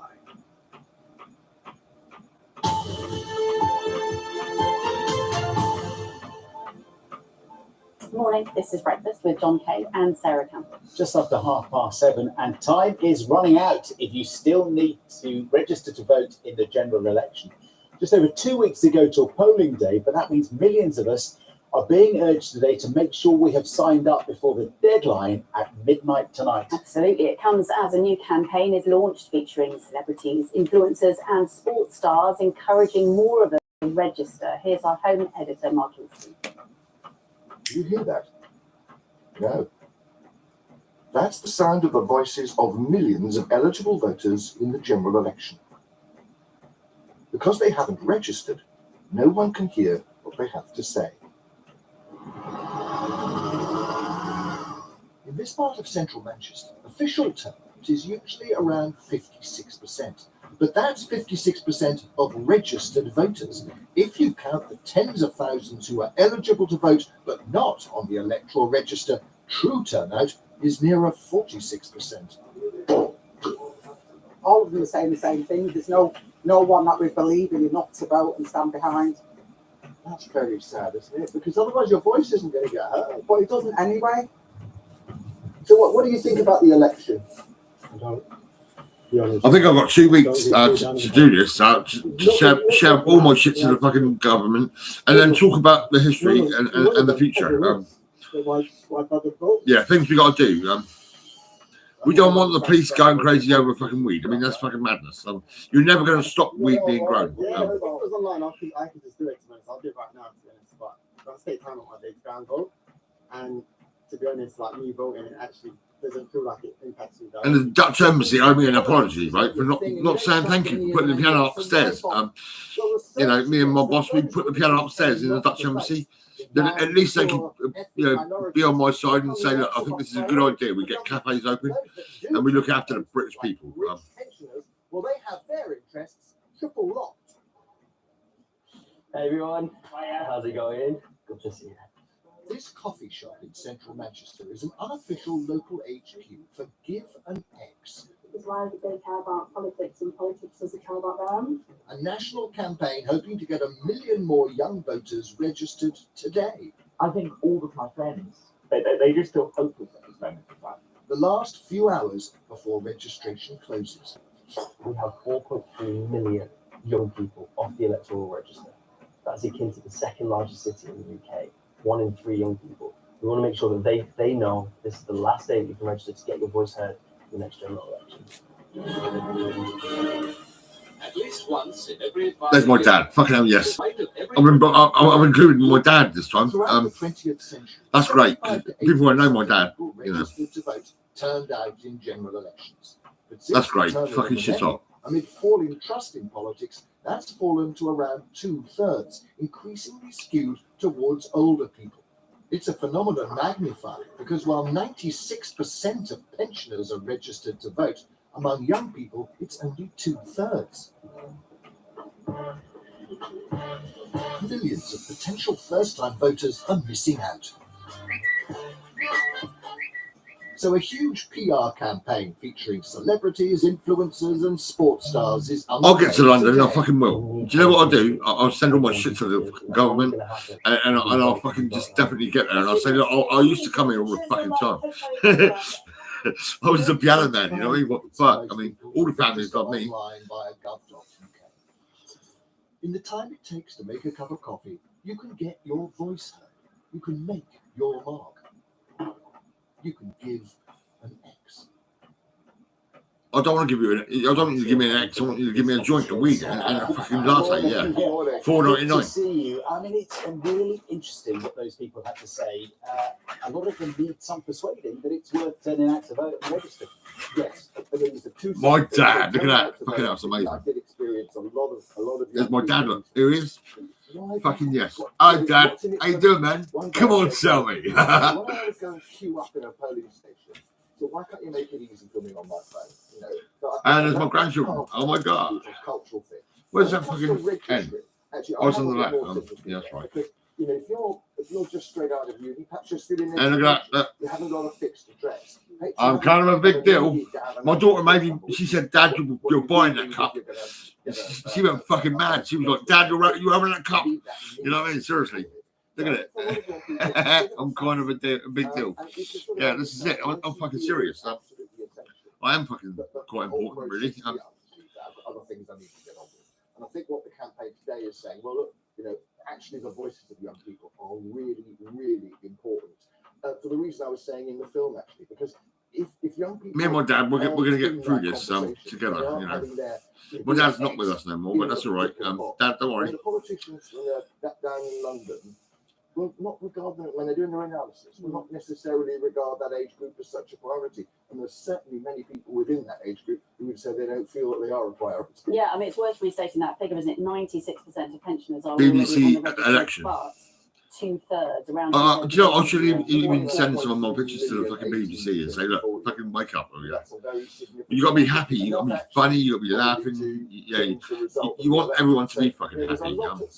Not fucking angry and pissed off and upset and killing people. I mean, what the fuck? A need for us to encourage them to see this as that old Pathé film sort of made it sound, you know, it's our civic duty to go out and vote. And I think, you know, you encourage people to do that. I think that is a good thing. You feel more like you're participating in something. But you know, you've got until midnight tonight. It's actually really straightforward. You literally go on to gov.uk register your vote, and you can do it. If you've got a national insurance number, honestly, you can do it in 3 minutes. It's easiest. And you get your national insurance number on your pay slip, or you might have a card in your wallet, your purse, or something like that. Yeah. Exactly right. Because I mean, it's hard to complain about what any government does if you haven't expressed your opportunity to direct that government in future. Yeah. Yeah, I was in you probably saw in the film, in a very poor part of Manchester yesterday, just chatting to people. And that sense of disconnection, the sense that they only ever turn up when they, you know, after your vote, then they disappear again. And there are neighbourhoods, and I'm sure you know them, where you do feel that they're cleaning the streets, that no one's really looking after them. And in those more deprived parts of our country, it is easy for people to feel completely disconnected from power. But actually, you're absolutely right, John. You know, unless people do that and make them, or even spoil your ballot paper if you feel that's what you want to say, that's better than doing nothing. Because then somebody somewhere with a great big spreadsheet will see your tiny little mark in all those numbers, and that just might make a difference. And actually, do you know what? We need to take a bit more note of that group of people. And it's just worth My head was fucking terrible this morning. I couldn't fucking believe it. It was fucking, oh my fucking eyes, oh my God. Look at this. You want to see my sister? My dad's daughter. My dad's daughter. Yeah, look. My dad's daughter. There she is. And there's my daughter. And you go between And there's me, your uni place, piano your man. parents' home, or you're not a student, but you've just been living between different addresses and you're registered. Yeah, a lot of people, I think, That's quite mad, though. They don't know which they are, you know. But actually, you can choose where you're going to be on election day. Would be one way of looking at it, or you can register where you live most of the time. So you know there are different ways of doing it. You don't have to. You know, you have to choose one place. You can't have more than one vote. But you know, actually, it's really straightforward. You just an address that you use, and you can register that. Mark Easton, thank you so much for coming in, and Great to thanks see you. for talking to Mark in Vox Hockey yesterday. So just a reminder, the web address you need to go to gov.uk. You need your national insurance number or another piece of ID, your current address details, all to hand, and that's where you register. But time's running out, so yeah, you've got to do it by midnight tonight. Indeed, it is 7:40. Let's find out the latest on the Euros with Sarah. Thank you very much. Let's start then with France's star striker Kylian Mbappe, because he suffered a bit of an injury as they kicked off their Euro 2024 campaign with a win, a 1-0 victory for them against Austria. We'll start with the good. This was his moment of brilliance, which led to an Austria own goal in the first half. He did miss a big goal chance, however, in the second half. Bit of a mixed night for him on the pitch. France were made to work hard for the 3 points. Didier Deschamps' side will now face the Netherlands on Friday, but the big talking point will now be on Mbappe's. This is what I mean about football. If you look at the people, right, they're just going crazy. They're going bananas. I mean, but it's not very fucking sensible, is it? It's fucking like, calm the fuck down, mate. You know, it's fucking, what the fuck, I mean. Rose was confirmed later by the French Football Federation. He didn't need surgery and will have a mask made to protect him, and no news yet as to when he may be available again yet. Well, earlier in the day, there was lots of talking points. There was a huge upset. Slovakia beat Belgium 1-0. Ivan Schranz there with the goal after just 7 minutes. Romelu Lukaku missed several chances for Belgium, and then also had 2 second-half goals ruled out by the video assistant referee. And that wasn't the only surprise result, because Romania recorded their first victory at a European Championship. Elation. That's what I see. Their previous victory at the Euros came in 2000 when they beat England 3-2 in the group stage. Well, later today, Cristiano Ronaldo will make it 11 major international tournaments when Portugal get their campaign underway against Czech Republic. The 39-year-old made his Euros years ago and helped his country lift the trophy back in 2016. He is the most capped male player in international football history with 206 appearances. And also today, Georgia will make their debut at a major men's football tournament. They're going to take on Turkey. Well, Scotland will be in action again tomorrow. There's a picture of my fucking where I live, and it's crazy. It looks fucking nice as well. I say, because that's what I've done. But it was all destroyed. My vivid homes. They ruined everything. Scotland and Steve Clarke, they've had a couple of days to lick their wounds. They've really got to refocus now. 2 very important group games remaining. Yeah, good morning, Sarah. It's worth saying if points were awarded for fan support, Scotland may well top a table or 2. As you mentioned, they place Switzerland in Cologne tomorrow night, which is about an hour's drive away from Frankfurt. But even here in Frankfurt, a large Scottish presence. As it stands, Scotland bottom of Group A after that 5-1 defeat. So Steve Clarke and his side will know a win or a draw at the very minimum against Switzerland is what they need. Willie Tinker with the starting 11, we'll have to wait and see, but we certainly know he'll be without one player, and that's Ryan Porteous, the 25-year-old Watford defender, sent off for that foul on Ilkay Gundogan in that beat to Germany. It was originally a one-match ban, but that's been reviewed by UEFA, and it's been extended now, so it will be a 2-match suspension. So unless Scotland make it past the group stages, his tournament is over. So that's right. In Cologne tomorrow night, it'll be Scotland against Switzerland. If we switch our attention to Frankfurt on Thursday night, this is where England will play Denmark, knowing that's a win against Denmark. We'll see them progress. I think what I'll do is chuck an address. England 1-0 winners over Serbia in their opening match. Jude Bellingham, the standout star, the 20-year-old Real Madrid midfielder, showing why he's one of the best so we've got why he's so maybe a quieter night it was for Phil Foden and Harry Kane, but England boss Gareth Southgate has come out in their defence saying you can't expect players to start in every single game, and he well expects as England go through the tournament, each player will have their moment. England trained yesterday, well certainly the 12 players that didn't feature in that game. For the rest of them, it was a recovery day. Still no signs of Luke Shaw, the Manchester United left back who was brought over here with an injury, still to play. Lots of people are saying he could be the left-footed balance that England needs. So England play Denmark here on Thursday night. Okay, great stuff. Nesta McGregor there. Penniston, Cameron Norris. Government offices, Great George Street, Yesterday. postcode. Was the British #1 by Jack Draper and then lost in the opening round to Queen's. Norrie was beaten. Raonic went all the way to a tiebreak in the decider, which the Canadian won 11-9. He also hit 47 aces, a record in a 3-set match. That was Norrie's second successive defeat on home soil after losing in Nottingham earlier this month. But Jack Draper is playing some of the best tennis of his career after winning his first ATP Tour title at the weekend. His 3-set win over Matteo Berrettini in Stuttgart couldn't have come at a better time. Draper is back in action this afternoon at Queen's. He will face Argentina's Mariano Navone.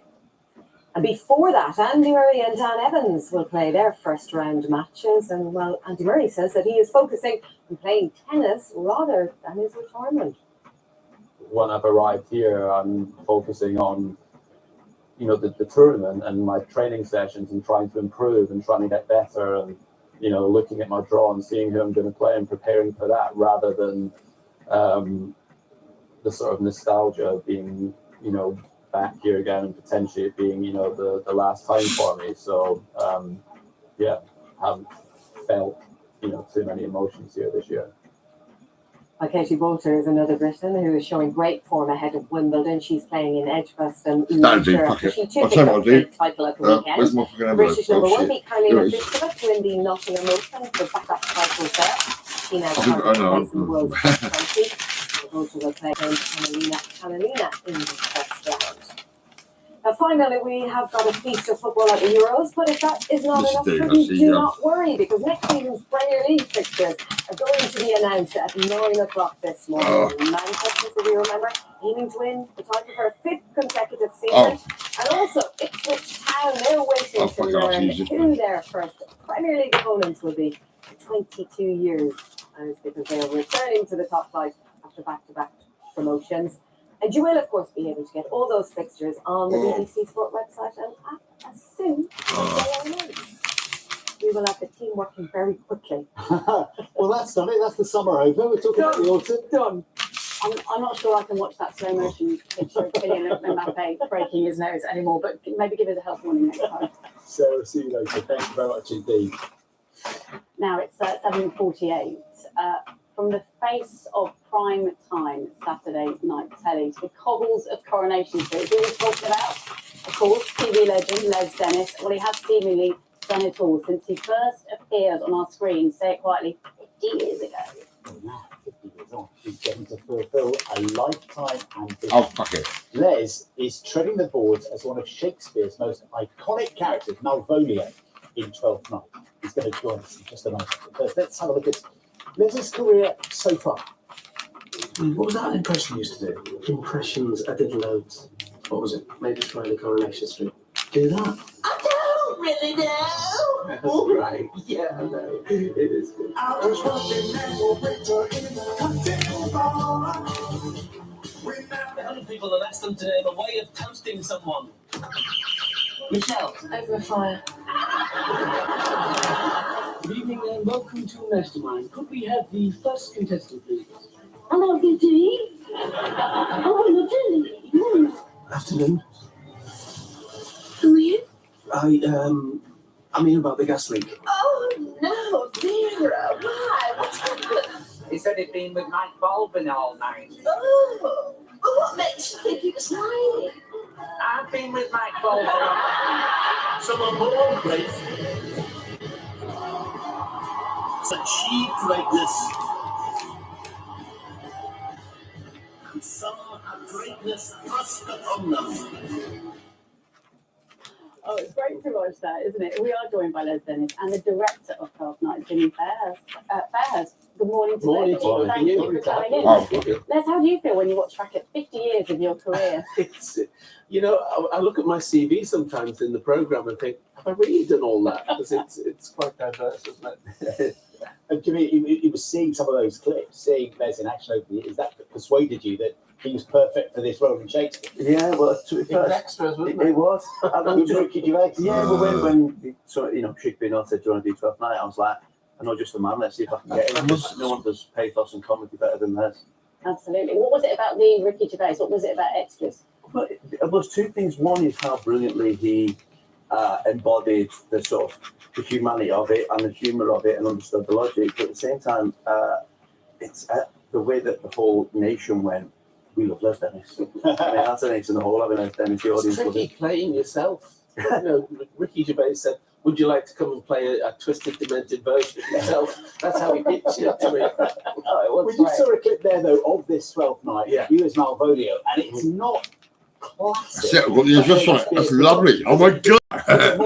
It's a Here we go, one son. Setting festival time. Jimmy's best to explain this because it was your idea. Yeah, well, I was fortuitously, I've had a interest in other life. I've played rugby league, and then I was a tour manager for my brother's band, Standing Man.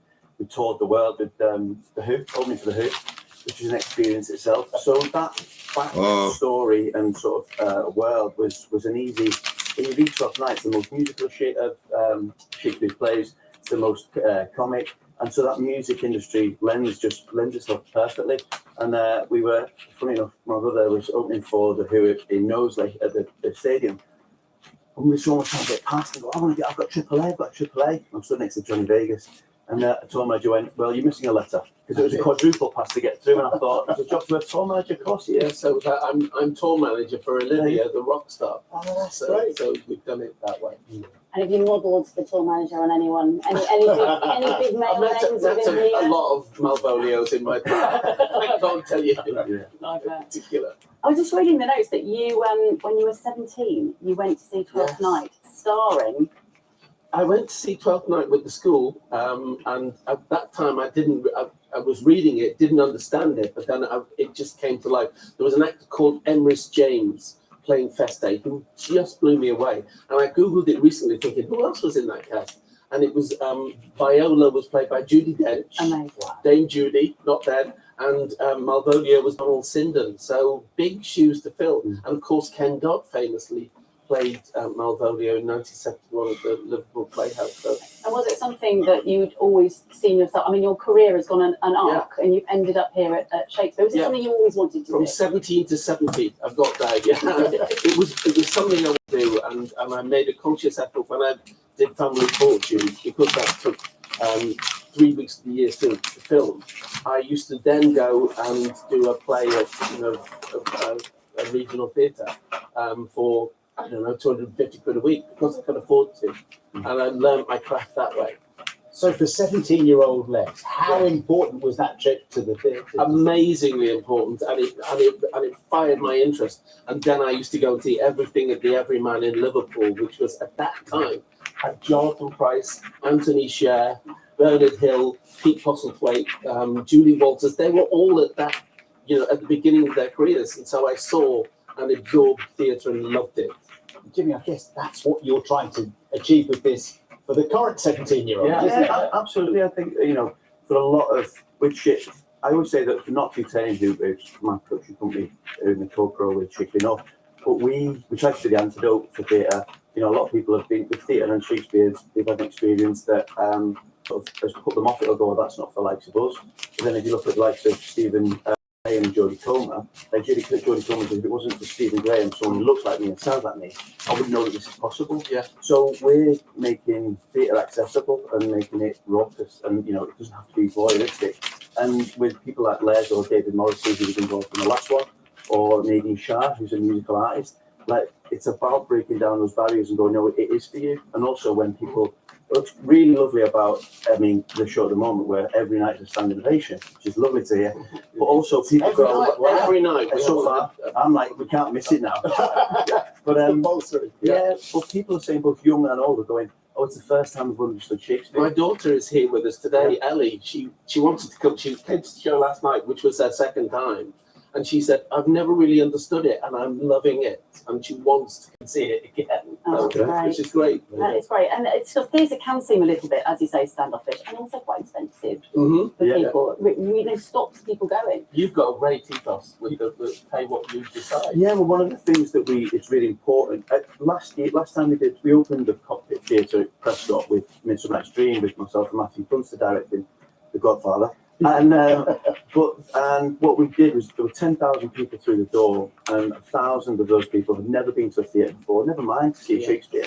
And so we're trying to push that even further, and we're doing pay what you decide tickets for Knowsley and Warrington, both supported by the council. So how does that work? You literally just Yeah, but to subsidise, well, basically, if people live in certain postcodes, so when they call up and they go, this is my postcode, then they go, okay, you're eligible for pay what you decide tickets. And the theatres and the production companies and the Arts Council and the council themselves will subsidise some of that money so that actually it's a lower cost price for those people. And it's great because when they do come, I call it a bit like stealth theatre. It's a bit like Hansel and Gretel, and you bring them on these little morsels, and they go, "Oh, this is for me," and that's so empowering. They go, "Oh, come back." When you've got a venue like Shakespeare in the Playhouse on your doorstep, it's unbelievable. It's like the TARDIS has just been dropped in this beautiful Jacobean place. It's unreal. And do you have a different reaction from different audiences? Maybe audiences that have never been to the theatre before, never seen Shakespeare before. I think Ken Dodd used to say audiences differ. He used to say you can tell a joke in Liverpool and they won't laugh in Manchester if they can't hear it. So, well, Joe. But yeah, I think that audiences do vary, but it's lovely to see an audience that is new to it be really excited. That's why pantomime is so important, because your kids come along to pantomime and it's their first experience of the theatre, and there's a chance there that if they love it, they'll come back again. And the Shakespeare play like 12th Night, there's a lot of that, which is kind of pantomime. Yes, it is. We really have there's audience participation in our version as well. No, it's really important that the audience should feel as though that they can interact as much or as little as they want, and it's the ensemble's responsibility to guide them. It's like a good house party. You've all been to a good house party and a bad house party, and we apply those same rules to the work that we make, and the 8-strong ensemble, which are fantastic. 8 actors playing the whole. Some actors playing 2 characters. Keep them busy. Changes. Costume changes actually by Ruben, who plays Orlando, and Sir Andrew Aguchi does a costume change where he walks off the stage and reappears seconds later as the other character. It gets its own. And the audience just goes, "Wow, that's amazing!" Well, at the same time, Eddie Izzard's played every character. Yes, absolutely. Yeah. You can do that next. There you go. Absolutely.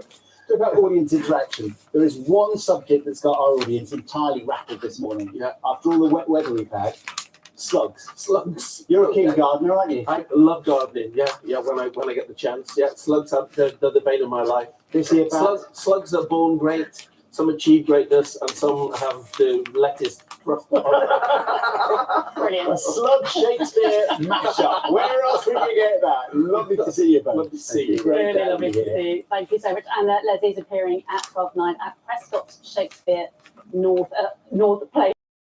The 29th. Easy for me to say. I'm glad you said it.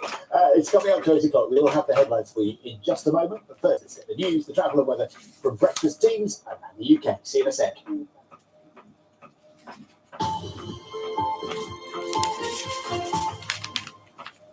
Hello, I'm John Cathill with the news in the south. Police say a driver who died in a crash with a lorry in Hampshire last week was driving a stolen car with cloned number plates. The 51-year-old man from Christchurch died at the scene on the A326 at the junction with Monkton Lane in Totton. Police say the silver Peugeot 107 he was in had been stolen in Fordingbridge back in December. They're renewing their calls for the public's health. An operation in Southampton has used robotic surgery for the first time in the UK to treat severe acid reflux. University Hospital Southampton has successfully performed the procedure, which involves implanting a small device into the stomach. It could now be rolled out at trusts across the country. And Hampshire police are investigating after a cannabis factory was discovered in Aldershot. Officers with a warrant found over 100 plants in search of an address in Boxall's Lane. They've arrested a 26-year-old man from Birmingham who's been bailed pending further inquiries. Time for a look at the weather. Today will be quite cloudy with a chance of light rain pushing in from the southwest through the first part of the day. Into the evening, spells of late sunshine. Top temperatures today, 21 Celsius.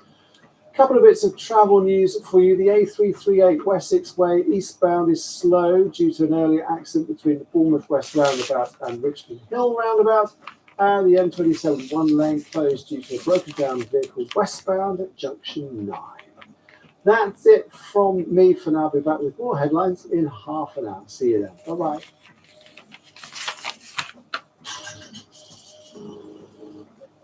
Wimbledon, where every little detail can make the difference. All the sounds, all the sights, all the courts.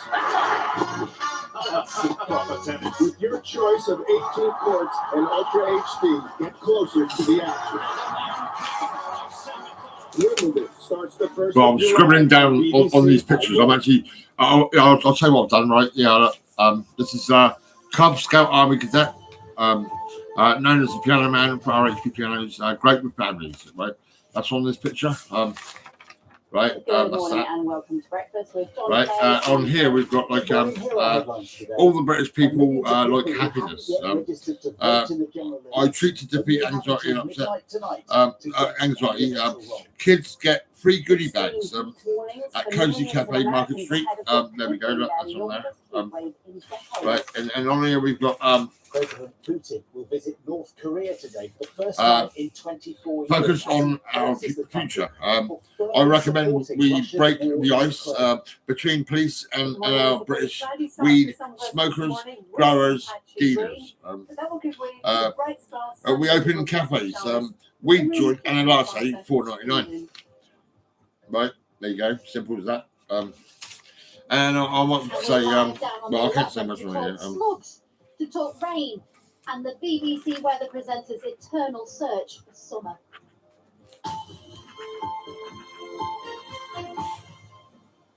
Good morning to you. It is Tuesday, the 18th of June. Our main story this morning is that millions of eligible people are being urged to register to vote in order to have their say in the general election. That's ahead of the deadline. Previous voters who've moved address, changed their nationality, or changed their name will also need to re-register today. It comes as parties return to the campaign trail with just over 2 weeks left until polling. With the latest, here's our political correspondent, Ben Wright.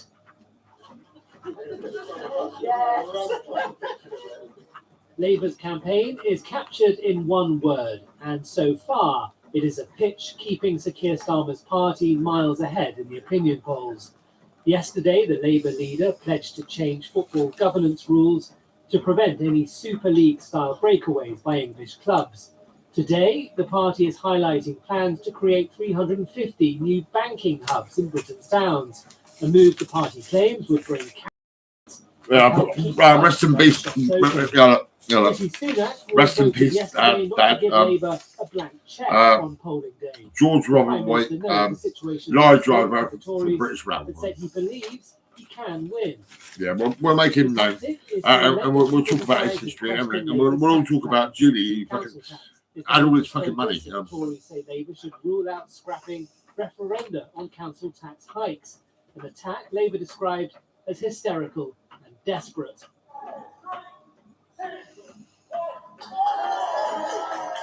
While the two main parties slug it out, the Liberal Democrat leader Ed Davey seems to be having far more fun. I've seen this fucking probably 5 times this The morning. party is again focusing on cleaning up dirty water, with a pledge to recruit 100 new water quality inspectors as part of a plan to clamp down on sewage dumping. Yeah, right. So I've got government address everything and I'll put it down on my. Let's have a look. One of our biggest slogans is We'll go back on. There we go. Look. And by that, we really do mean This, you know this already. 107% doctor. You are passionate about your job. You love helping people. You take people's worries away. I do actually do that. You know, this is it. And if you're not already registered to vote, you have until midnight tonight. I'll just scribble on the back of the letter. You can cast a ballot. Ben Wright, BBC News, Westminster.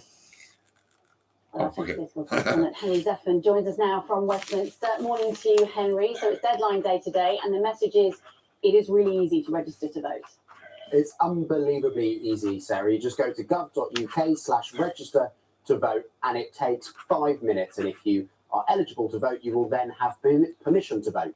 It's easy, but there's not long left. You can only do it until 11:59 p.m. tonight. And if you are registered to vote, the postal vote deadline, the deadline to apply for a postal vote, is tomorrow. And then the deadline to apply for a proxy vote is next week. And let me give you one stark statistic. 96% of pensioners are already on the electoral register. When it comes to 18 to 24-year-olds, that falls to around 2/3, and poorer people and ethnic minorities also far less likely to be registered to vote. Now, we know from where the campaigns are, as you were hearing there today, that both parties really think the campaign has a particular state of play. The Conservatives, frankly, are pretty frantic. They are trying to warn the public of what they see as the dangers of an excessively large Labour majority. Labour, for their part, eager to ensure their voters don't get complacent. They don't want to say the majority is there for a given. They want to ensure that their voters do still go to the polls. Well, whatever you think, however you might want to change it, you only get the chance if you register to vote, and you've only got a few hours left to do so. Indeed. Thanks, Henry. We'll be speaking to the Green Party's co-leader, Adrian Ramsey, here on Breakfast at 8:30 this morning. So do join us for that. We've also been talking plenty about the weather this morning, and it's over to John because there's some pretty extreme weather predicted for the United States. Yes, some warnings that have been issued. Millions of Americans have been told to brace themselves for potentially dangerous heat, with temperatures soaring in some parts of Northeast and Midwest to around 41 degrees Celsius. Meanwhile, tourists visiting parts of the Mediterranean this summer are also being told to prepare for extreme weather, with Greece currently experiencing its earliest heat wave on record. With a roundup, here's our reporter Aruna Iyengar. Around 70 million Americans are being warned to take precautions against the expected heat. The hottest temperatures will affect much of the Midwest and northeastern states for up to a week. We want to be clear, this is extremely hot for June. The New Yorkers should not underestimate the heat. With climate change leading to more frequent and intense heat, summers are different than they were before, and so we should expect to be prepared for the hot weather that is coming. Meanwhile, wildfires have been raging in California. In Europe, leading athletes and climate scientists have warned that extreme heat will make it almost impossible to hold the Olympics during the summer months amid fears of dangerous conditions at this year's Paris Games. In Greece, there's already been a deadly heat wave. An American tourist was reportedly found on the island on Sunday, and a Dutch holidaymaker was found dead on Samos over the weekend. This followed the recent death of British TV presenter Dr. Michael Mosley on the island of Symi. Winds from North Africa have been pushing up temperatures. There's a haze of dust across the Athens skyline. The ancient Parthenon temple was temporarily shut to tourists after temperatures hit 42 degrees. Turkey's also battling with temperatures over 40 degrees. Authorities in Istanbul have issued warnings. People are doing what they can to stay cool. Forecasters say this is just a preview of more extreme weather still to come this summer. Aruna Iyengar, BBC News. And Carol will join us with our forecast for the UK in a few minutes' time. Now, Russia's President Putin has praised North Korea for firmly supporting the war in Ukraine as he prepares to visit Pyongyang for the first time in 24 years. The US says it is concerned about the deepening relationship between the two countries and has accused North Korea of shipping weapons to Russia, a claim that is denied by both Moscow and Pyongyang. Here, steelworkers belonging to the Unite Union have begun industrial action in protest at Tata Steel's plans to cut almost 3,000 jobs. We go live now to Port Talbot and speak to our business correspondent there, Hugh Thomas. And Hugh, they began this action, a couple of hours ago? Yeah, so 2 hours into what is the first industrial action in the steel industry for 40 years. Members of the Unite Union who are turning up to work this morning are working to rule, and they're observing an overtime ban. Here in Port Talbot, the UK's largest, another Tata Steel site near Newport, and they're doing that in protest and hoping to change the company's mind, because the company wants to press ahead with closing both of the blast furnaces here in Port Talbot this year. It'll cut around 2,800 jobs once that process is complete. Now, Tata says there is a financial imperative for doing that. It is losing £1 million a day here in Port Talbot, and it is also going to invest hundreds of millions of pounds into a new, greener electric furnace, which will be built here on this site in future. Now, Unite, the union, says there should be a better transition between this moment of closing the old-fashioned heavy end of steelmaking and before building this greener electric arc furnace in future. But Tata Steel wants to press ahead. It says it cannot afford to have a longer transition. And it is currently talking to two other unions who represent workers here about the redundancy offer and about the packages that will be available to staff who are losing their jobs. The company's message to the Unite is to get back around that negotiating table. But the union itself says it will carry on with this industrial action for as long as it takes. And if Tata doesn't change its mind, it may well turn to strikes in future. Okay, Hugh, thank you for that update. The actor, Sir Ian McKellen, has been taken to hospital after falling from the stage during a performance in London last night. The 85-year-old had been in a fight scene at the Noel Coward Theatre when he lost his footing and fell, leading to the cancellation of the show. The good news is, a spokesperson has said he's expected to make a speedy recovery. There's a warning today that children could experience lifelong consequences due to long delays for hospital treatment. This comes after a BBC investigation found more than 20,000 youngsters waited over a year to be admitted for procedures including surgery, with a record number of families paying for private treatment instead. Maryland's governor in the United States has pardoned more than 170,000 people who've been convicted of cannabis offences in a move to what has been said to address decades of harm caused by the war on drugs. The pardons will forgive every low-level or misdemeanor cannabis possession charge that's been registered in the state's electronic court records. Well, here the post office inquiry continues today with two directors from the forensic accountancy firm that's credited with helping to expose set to give evidence. Andy Verity is there for us this morning and will be across all the developments. Big day for the inquiry, Andy. Morning. It really is. Morning, John. Yeah, it really is.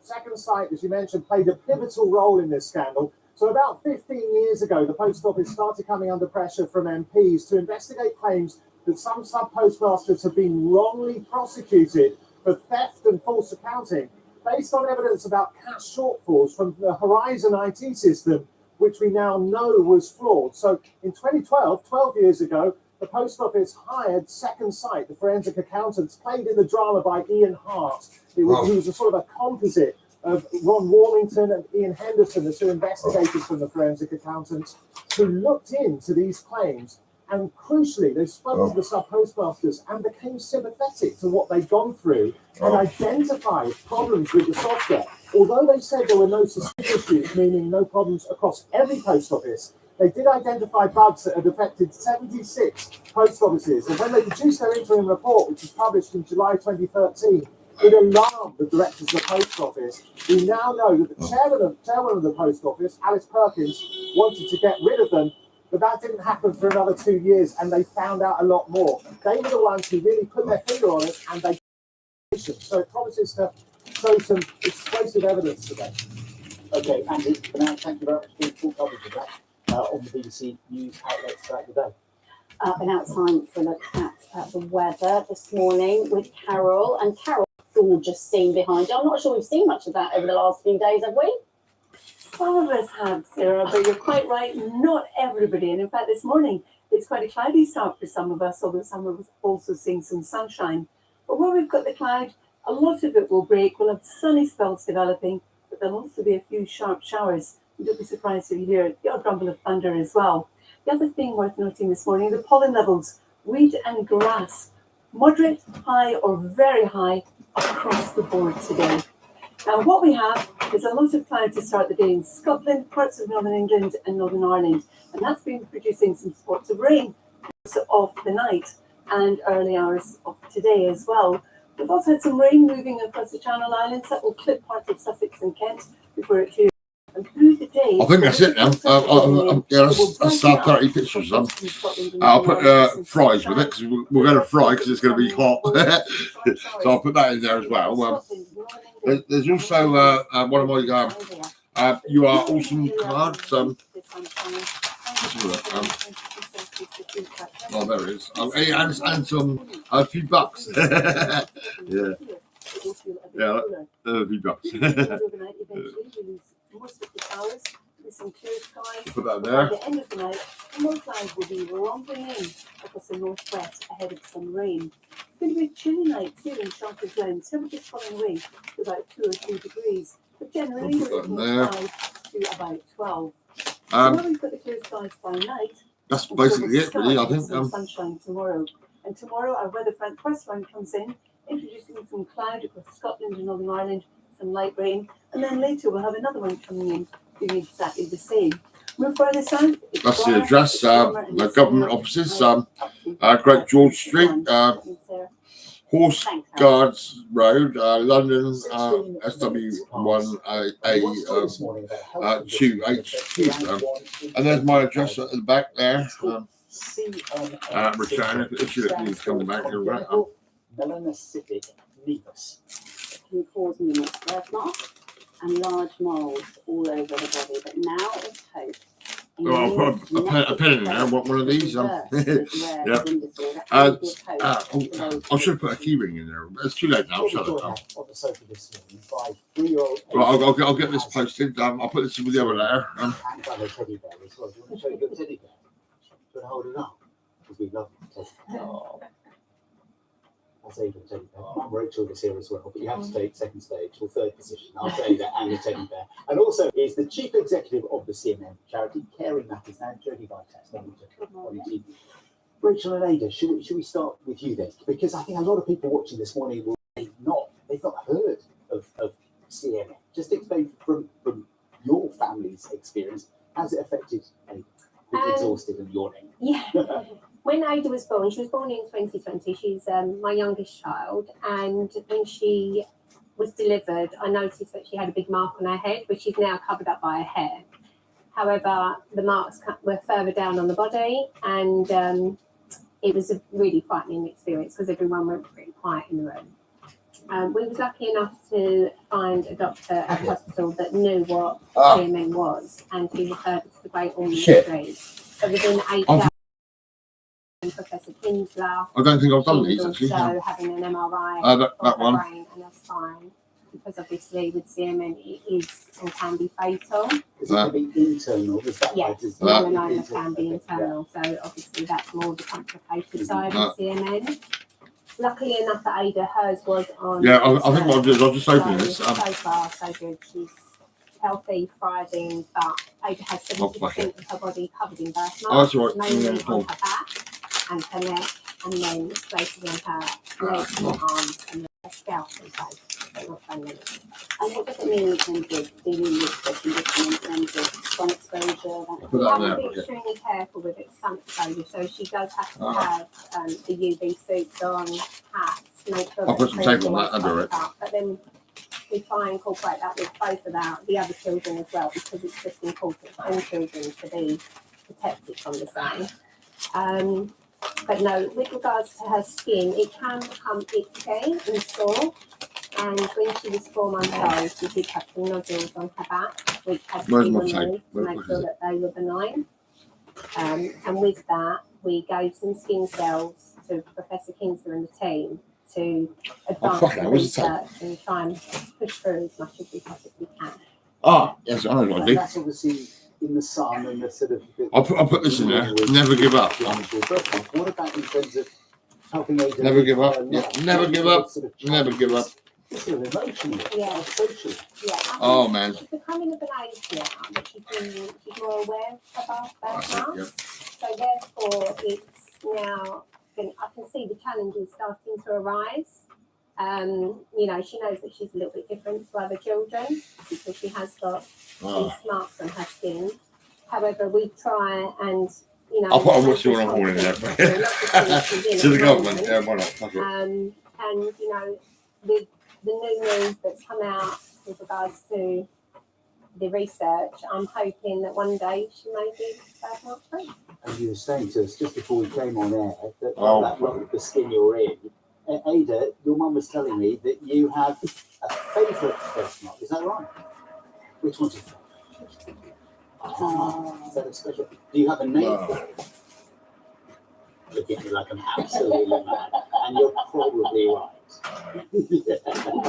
It's lovely to have you here. Oh, Jodie, can we bring in our caring matters now? Obviously, something that people have to live with.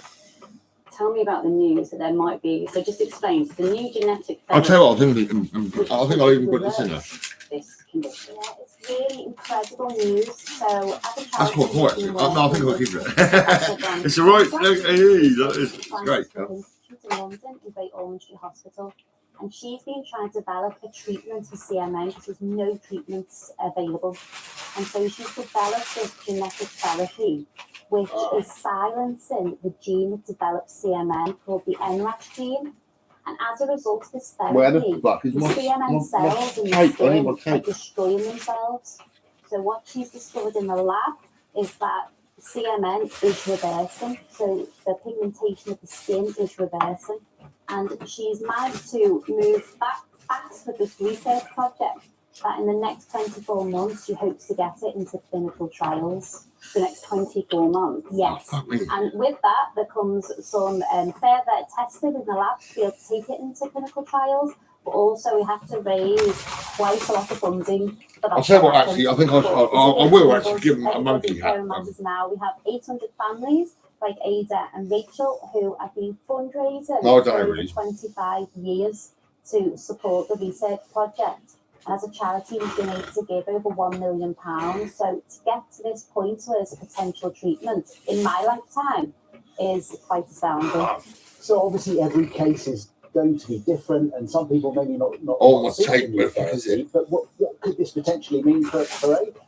It could mean that her CMN is reversed. So there's many different expressions of CMN. So as you've already mentioned, CMN can be external, but it can also grow internal, causing neurological complexities. I might send the stress CMN on the ball. skin can be very risky and can develop nodules. Yeah, I'm So going to it's send very that difficult to to the look government. at some of our members. So the Yeah, with a whistle. will be Let's see, what whistle in there? transforming. So I've got many some whistles children over there. who battle living with the condition each day. And Rachel, for you, I mean, it's obviously early days, and I know we're talking about the trials in 2 years, but the thought that might be some. I'll also down the send line. one of these as well. What does that mean? What does that mean to you? It was mind blowing to find out the information. It's beating all my expectations. I think I'll do this because it'll give them an idea what I do. It's going to be 20 years' time, not within 2 years maybe. So I think with CMN, especially with external, it's hard on them because obviously people can be cruel from what they see. So I think it would be a great benefit for Ada and so many out there to help. Well, we're getting lots of messages in from breakfast viewers this morning Whistle. how lovely it is. I was going to find my tape. How Where's my lovely fucking you look, tape? and they love your bow on your head as well. And your teddy bear. I'm sorry we've got you up early this morning. You tired? Yeah, a little bit. You and me both, Ada. You and me both. We'll have a kill. Lovely to meet you. Thank you so much for coming in. And good luck with it. It's perfect. Yes. Thank you so much. Morning Live follows breakfast on BBC One, so let's go out and see what they have in store. Gabby, Brad, good morning. Good morning. Oh, I loved that teddy bear. I love the bow. Oh, and the bow. You're a little star. Right, And that's, coming up, that's cool. claims of empty promises and poor customer service. We investigate how online estate agent Purple Bricks is under fire, as some customers say they've been let down. I'm not entirely certain how you can justify charging someone £1,900 and then just cutting off all communication with the person that's trying to sell the house. Find out what checks you should make before signing up to sell your home. Also today, fraudsters are stooping to new lows, posting fake images like these on social media to tug on people's heartstrings. My Scam Interceptors teammate Nick Stapleton helps you outsmart them. They're looking for your sympathy, and even just liking or commenting on these pictures could set a scammer after you. But I'll show you A couple more whistles. and they are not real. Plus, the Victorian illness making a comeback. New figures show cases of gout have surged almost 1,000% in parts of England. Dr. Zan has advice. So I've got a list of Right, little cars. Any cars? Come on.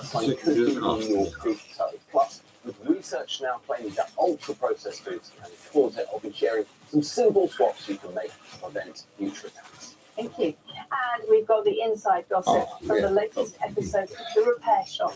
Painting conservator Lucia Scalisi tells us about her biggest restoration project ever and why some taxis I think I find it fun. by taking Seeing them these out for a bits and little bit of pieces. sunshine. Not today, though. Yeah. See you at 9:30. Look forward to it. Thank you. It's nearly 8:30 and it's time to get the news, the travel and weather. See you in Horns, yeah, horns. Hello, I'm John Cuthill with the news in the South. Sure Police is, say a driver who died in a crash with a lorry in Hampshire last week was driving a stolen car with foreign number plates. The 51-year-old man from Christchurch died at the scene on the A326 at the junction with Mutton Lane in Tottenham. He said the silver Peugeot 107 he was in had been stolen in Fordingbridge back in December.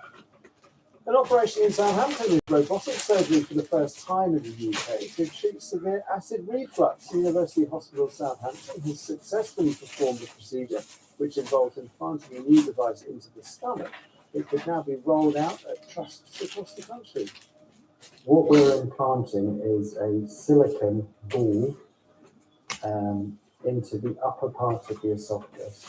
And the reason is to get rid of someone's acid, but reduce the side effects that we see from our traditional operations that we're currently performing. So that's why it's attractive to me as a surgeon and attractive to the patients.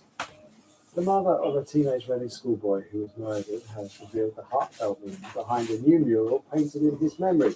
Ollie Stevens was found fatally stabbed in a park in Reading back in 2021. Painted on a wall at his former school in Emma Green, the scene includes a boy with a blue balloon and a large rose by a rainbow.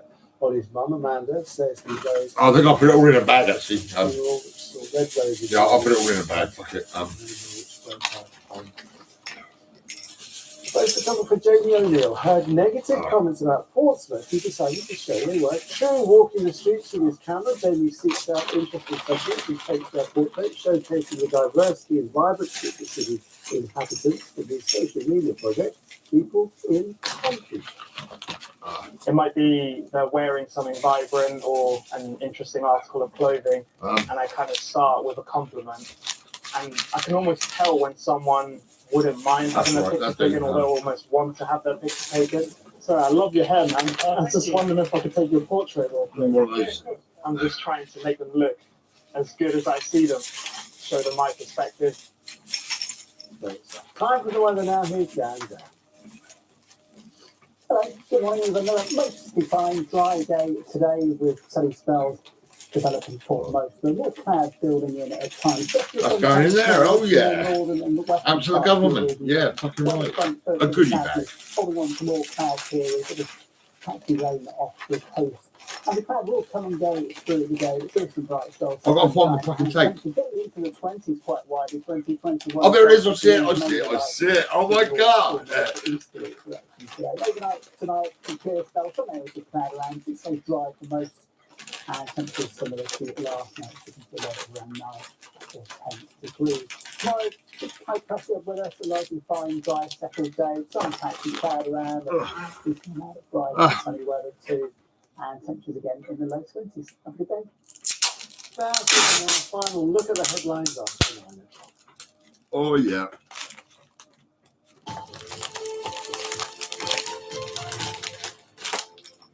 Hello, this is Breakfast with John Taylor and Sarah Campbell.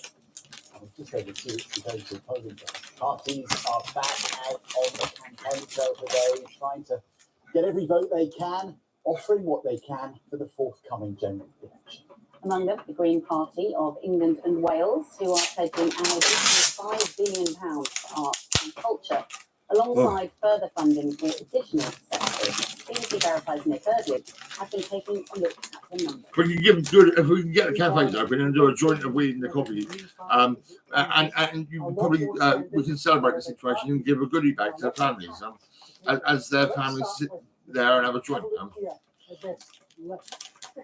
And we get all the police can back off and not be fighting against everyone over weed and everything. The plan amounts to 160 billion a year in day-to-day spending. There's also 90 billion more a year in capital spending too. The bulk of that on creating a greener economy. So a lot of money, a lot more than the other parties are promising. Bear in mind, Labour are planning about 10 billion of extra spending every year. This is a whole other level. Next question, how to pay for it? Well, here is the list the Greens are providing. Big increases, as you can see, in personal tax, much of it a new wealth tax. Oh, man. 1% on people with assets of more than £10 million, 2% on assets above £10 billion. The Greens are hoping for a massive 91.3 billion through carbon tax. Oh, fuck it. I've gone on. It says street, and I've gone over the last few letters. Every year. The Greens also say that they'd allow themselves just under 80 billion in extra debt annually to fund that's right. some of their plans too. There is no doubt this would be a massive change. But yeah, I think that's right. That's fine. There is some scepticism. The Institute for Fiscal Studies says it's I'm sure I can see that. they could raise the 90 billion they want from carbon taxes. IFS also reckons it would be tough to implement the big wealth tax that the Greens are planning. Others have said the plans don't include enough detail to assess properly. So, from the Greens, big plans. Yeah, I want to pay $4.99 for a joint. Questions about whether they want and a latte in a coffee shop. Well, we are joined now by the outside, obviously smoking weed outside. Thank you for coming and speaking to us. We heard Nick there saying big plans, big costs. The two main parties. I think that's going to be right. So they're not going to raise taxes. The Greens taking it completely. You can see. Look. Well, we are indeed. We're doing that because we have an NHS which is severely overstretched. People struggling to get access to a doctor or a dentist. We've got a housing crisis where there's 1 million people on the council house waiting list. We've got sewage in our rivers. We've got bills escalating in energy and food. And all of these things need investment if we're to tackle the cost of living crisis, if we're to create the jobs that we could create by insulating people's homes, investing That's in great. renewable This is energy, perfect. and I'll put a goodie bag in there, right? both defence So they can see what and we're doing. restore Right? our NHS and social care. And we are setting out a vision for how that can be done, because sadly there's a conspiracy of silence in this election between Labour and the Conservatives about the fact that, as the Institute for Fiscal Studies has said, the next government is either going to have to cut public services or increase taxes. And the Green Party is setting out a vision for how we could ask those with the broadest shoulders to pay modestly more in tax in a way that will enable us all to benefit. Too many people are having to fork out for a private dentist if they can afford to do so, or having to pay exorbitant fees for their train fare, or having skyrocketing energy and food bills. We want a set of solutions that will bring down the costs of those things for everybody's benefit, and we think it's reasonable to ask those with the broadest shoulders to pay a bit more to do so for a fairer and greener future. You mentioned the Institute for Fiscal Studies, the IFS, and they've looked through your plans independently, and they're saying that even what you're I'll put that in my bag so I don't fucking forget it. So they're questioning whether your sums add up.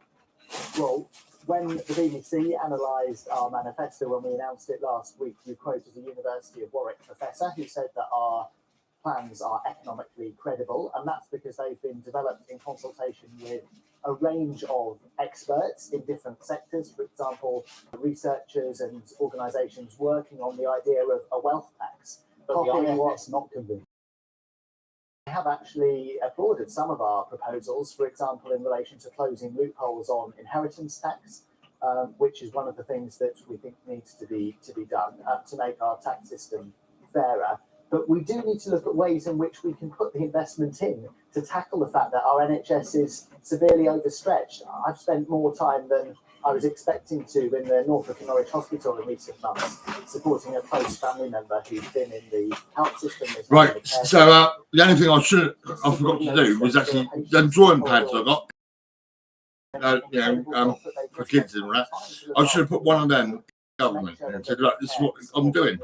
But it's all right. They've got a goodie bag. I mean, that's all right. But needed to put the investment in. And what we're proposing in terms of the proportion. The idea is to activate a brain, keep it with loads going on. You know, like, lots of good things happening. You know, you can do all this and all that, whatever, because you've got a goodie bag, yeah, right. But I mean, yes, so the kids will be growing up happy, focused, wanting to help people, wanting to be nice and polite and honest and upfront and all that, and creative and all the rest of it. And not be pissed off and angry. Got to deal with all these issues. And, oh yes, and give me a knife and I'll just fucking stab you and all this and that. Because that's what kids do. I mean, you got to be careful. You know, this is it. You got to play. You got to be fucking really fucking intelligent dealing with what you're dealing with. You got to think about what you're doing. If we have a group of Green MPs there, if we have a great diversity of voices in Parliament, we can push them to take the real action that's needed, scrutinise their proposals, keep them honest, and offer real hope and real change on these big issues of our time. And just briefly take us through, you've mentioned wealth taxes a number of times. In reality, what is that going to mean? The specific proposal we've set out in consultation with experts is that those with over 10 million in wealth and assets. Do you know, I do what I can out of what the benefits I get. Wealth and assets over that 10 million level and 2% over 1 billion. So we're talking about the. If I had £1 billion, I'd be like fucking helping a load of people. That would bring in 15 billion a year by the end of the next Parliament, as I say, in consultation with. I didn't want £1 billion. I wanted 72 million from the police and the NHS, but I haven't got it yet. And the reality is, if we're going to have Scandinavia, I haven't got time to all this shit because I mean, fuck me. It's going to be trauma all the way, isn't it? It's going to be standing there in a courtroom, fucking, oh yeah, it was always like that. Yeah. I mean, why should I have to go through that again? I mean, what can't I just carry on doing what I'm doing and have people around me make sure I get what I need, the money. That's it. Support our farmers to produce more food. We want to support our schools, which are crumbling and haven't had the. Yeah, well, you know, fucking hell. Why can't we get builders to fucking sort it out straight away? I mean, this is it. I mean, and we're setting out how that can be done with the right ambition. You're saying that I'll be fucking finding out. I'll be sorting it out myself with it, you know. And obviously, there's only one day that matters, one poll that matters. The chip shop up the road, right? I googled the situation for a pizza oven. I spoke to a guy, Luke, from a pizza oven company, and we had a good chat with it, and we got the prices down, and he done me a good deal on a fucking pizza oven, but I don't think they've accepted it.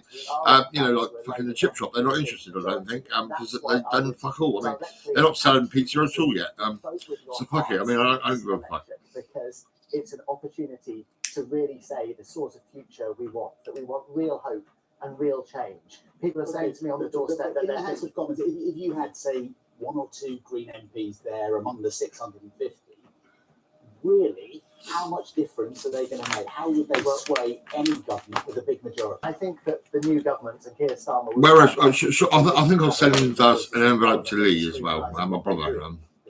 No, to my mum, and White. Yeah. And, you know, people are saying to me on the doorstep. Well, I think I'll send it to. No, I think I'll go to. I'll send one to Hampshire County Council. In terms of our public services, in terms of our education system. But I'm not going to write all that shit down. I'll write on the other one. I'll just fucking send a load of pictures to the fucking Hampshire County Council one.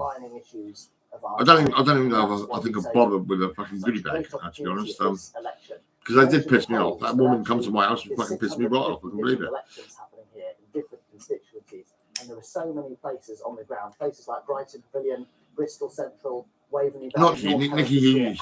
She's all right. She's a young girl, right? She's learning. She probably thinks she's professional, but she's not professional yet until she's met someone like me who will explain to her the situation about how to relate with families and how nice you can be. You can be fucking nice and get a lot of shit sorted. But like I say, I mean, if you're going to be authoritative and fucking, well, you're going to scare people. That's what you're going to do. The Greens want to get rid of the nuclear deterrent policy. Is now the time to be doing this? Is now this time to be having this in your manifesto? Be worried about the international conflicts in the world, and we need to have an approach that's based on trying to de-escalate those, support countries like Ukraine that are facing horrific invasions. Yeah, but we can't go worrying about everybody around the world when we've got to worry about our own country. So just have a little think about that. We've been clear we want a bilateral ceasefire, we want the hostages released, and that international pressure needs to be brought to bear. But if you look at your question specifically on Trident and on nuclear weapons, there are retired army generals, there are former defence secretaries like Michael. Yeah, and I'm a retired piano who man. said that Trident is not Pissed off because the right NHS fucking dragged me out of my house and put me in section units. today. And I think that the defence Thanks, mother. is far better put into our My body's fucked now. My stomach's fucking a mess. I look terrible. and in humanitarian work around the world. Just before you go, we've had a few messages from those asking, why do you have two leaders, co-leaders in the Green Party? Does that not dilute your messaging? Look, I think we live in a modern world of work where outside of politics, it's more common in the workplace now to have job shares, to have. Oh, it's fucking 20 to 9. I think what I'll do is I'll get down to the post office by about 9:30. Two brains. I'll get a cab down to Swan Centre, go in there, I can post 2 parcels, 3 parcels, because this will be finished soon, another 30 pictures. So we usually agree. But actually, it's common in politics and in life to have disagreements. I'll just as well give them this tonight. To work with. Well, so I'll give them a goodie bag. I mean, fuck it, why not? I mean, I signed the Joe Cox Station pledge for. yeah, I'll give them a goodie bag. for Fuck it. more civility in our politics. And I think in politics in general, we need to be looking for ways. That's a weed bag. Yeah. Yeah. We can be collaborative. And if I'm elected as an MP, I'm not going to be tribal. I'm going to take a constructive approach in working with the other Right, parties. so we're going to do another goodie bag. Let's have a look. I wanted to keep this really, because it's quite funny, really. But I'll give it to the fucking Hampshire County Council. To answer your questions, that's from 9 o'clock, so you can listen to BBC. Right, so they can have this. on BBC News. One of these. But actually, I'll send them to I think I'll I'll give them one of these as well. 85058. Fries. WhatsApp on the number at the top there, 08085 909 69. Just read it. I'm rubbish on numbers. Well, shall I give them this Those one? numbers there. Thank you, it's on the screen. And in terms of use of privacy, the bottom of the screen. Now then, Scotland will face action again tomorrow in the Euros after their opening loss to Germany last week. This is called how England prepare for their path to Denmark on Thursday. Yeah, of course, one of the listeners I get is live in Frankfurt for us this morning. I think you've already hit the pub next there. Morning, how's it looking? Yeah, good morning. Yes, we've left the sunshine and the bridge in the city centre. We've come just outside the financial district because, yes, this is an international football tournament. But as you know, sometimes when you're on a holiday, you kind of want somewhere that feels like home. And where else but that Fox on Hunt or Fox and Hound for you and me? We're about to come and speak to the owner of the pub. I can have this, because they do sleep a lot, don't they? Tell us the story behind the Fox and Hound. Well, I came over in 1980. Oh, they can have 2 pens, fuck it. Beforehand. Fries and cola. Yeah. Didn't really want to Actually, no. give it a go. Came over, stayed 5 years. My sister had started working for Lufthansa, so she got me around the world ticket cheap. I went travelling for 2.5 years around Asia and Australia. Then went to London for a year. On cruise ships for 6 years. That's it, you got it. That's it, man. Fucking treat to defeat anxiety and upset. That's it. It's quite simple. Treat to defeat anxiety and upset. That's it. You might buy someone a latte. You might smile and say, "Come here and give me a kiss," or just messing around with an old lady or whatever. Just have a giggle with her and make her feel good. I mean, or some young people or older people or whatever. You're dealing with different people everywhere. It helps, yeah. I mean, since COVID, let's see them. Hampshire County Council. Hang on. Hampshire Council Post Office. No, fuck it. I've done it again. Oh, fuck's sake. Before COVID. But yeah, the Euros is definitely helping. I mean, we're open. Hampshire County Council. So there's a lot of people Address. during the day for What's the address? and then watching the games in the evening or in the afternoon. That business is booming, which I don't know if it's good or bad news for you because it means people like you, Lily, are extremely busy. Who's coming into the pub? How much business? Opens at 9 o'clock. People from all over yesterday, French. What's the fucking address? Yeah, what's this? Hampshire County Council, Queen Elizabeth. The new usual, and we've had to local have more government staff office. in. Oh, Usually really? just 2 of us behind the bar and some waitresses, but now we're working like Oh, there's 5 one or 6 of us Basingstoke, per there's shift, fucking and it's been a lot Winchester. busier. When it comes to British punters, what are their favourites? Are they staying to the local stuff or the stuff they used to back in the UK? Yeah, usually Brits and Scots, they come for German pills, but we also have. Oh, there's the our address on my ale, drop. How about that? ale, Yes, oh, yes. ale That's down as actually. well. It's quite popular, whereas Germans tend to get the Murphy, which is Irish style. Nice. Really appreciate your time, Lily. So that's right. Scotland are playing Switzerland in Cologne tomorrow night. We've already got a few spots in from Falkirk. Morning, boys. Are you? I'm you sitting ready there. tomorrow night? There you go. You heard it here first. I think we're going to hear it a lot more over the next 24, 36 hours. Nesta, thank you very much indeed. So hundreds of thousands of football fans making their way to Germany for the Euros. And after that, then more people are going to be heading out to Paris for the Olympics in just 6 weeks' time. Loads of us just taking regular holidays, no sport involved. And for some people, arriving at accommodation you've booked on a third-party website, you don't get exactly what you're expecting. For example, have a look at this. Booking.com say they're investigating after Sussex Scotland Street. fan Rory Bradley posted these pictures online. He said their accommodation was like something out of a horror movie. Looks like abandoned hospital beds, an axe. It was like being in a dungeon. Winchester. So, some more pictures that he took as well. We've got for us. You can see this is what it looked like. So you've got a bed that was taped together with duct tape, a sofa bed that was described as broken and disgusting and falling apart. It looks like it's made out of egg boxes, doesn't it? Didn't get much better. He said that after speaking to 3 different customer service advisors, the group, Rory's group, was provided alternative accommodation, but we're met with this, a rather dirty apartment, he said. Well, a spokesperson for Booking.com said, we are urgently looking into this. We understand that the customer is now at another property and we will ensure that they receive a full refund. But we just wanted to know this morning, how common is this as an issue? What can you do to make sure that you're not called out as well? Which consumer expert Lisa Webb has this advice for us? I would say look for red flags when you're looking for your accommodation. A few things to consider is whether or not the price of the property seems to match the property itself. If it looks too good or too cheap, then it probably isn't legitimate. Some other things to consider are whether or not the owner of the property is trying to take you off platform. Now, we know that a lot of scams occur off platform, and by that I mean taking you away from the likes of Booking.com or Airbnb or those platforms that offer the ability for you to pay through them.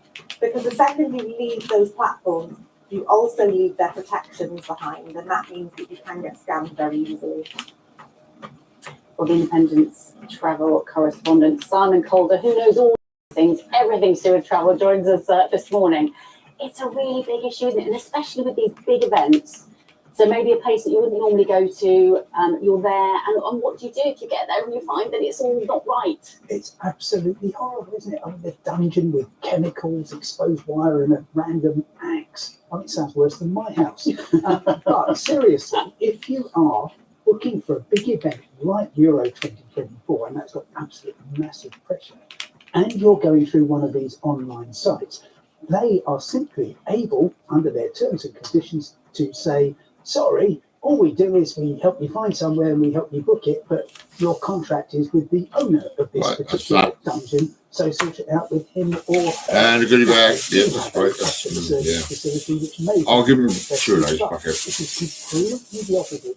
You've got a package, and that's really difficult. Oh, some sunglasses. I'll give him some sunglasses. Fucking If hell. you book a package, flights and accommodation, then it is the holiday. They've got whistles. Yeah, they've got whistles. Something like that is so dangerous. They have Where's to my sit bag of out sunglasses? For God's sake? So I said you don't feel reassured by the fact that you might recognise the name of this third-party site. It doesn't mean anything. It's No, just a policy effectively they're taking 15% for linking you up with somebody, and if things go horribly wrong and you can't stay there, they'll get your money back for you. But that's about all. I had a terrible experience in Paris last year because some hotels reasonably say we're going to go through one of these online booking sites because frankly, Oh, those are my bad. you don't want to be bothered with the back end stuff. So I booked this hotel. Oh, horns. Yeah. Give me some horns. First Yeah. night, I turned up late. Rickety staircase, no lights, exposed wires, way too dangerous. First thing in the morning, I checked up. I said, I don't want any money back. I just want you to know that this is dangerous. Send someone round from the Paris office, have a look and take it off your books. And all I got was a string of letters saying, you can't have a refund, which I wasn't asking for. So ultimately, you, if you are going to go through one of these sites, need to be aware that you get very few rights. So these websites, these third-party websites, they may never have visited the places that they're advertising. It's literally just a kind of... hang on, one of these. Well. Yeah, they could take to a platform. We'll let you book somewhere, John, but once you've booked it, you're on your own. I was in Russia for Euro 2018 World Cup in 2018. Oh, look, never give up. Yeah, fucking one of them as well. Fucking right. Like one place with a two-person tent in the field. Oh, come on, fucking hell. I'm not going to go and visit that.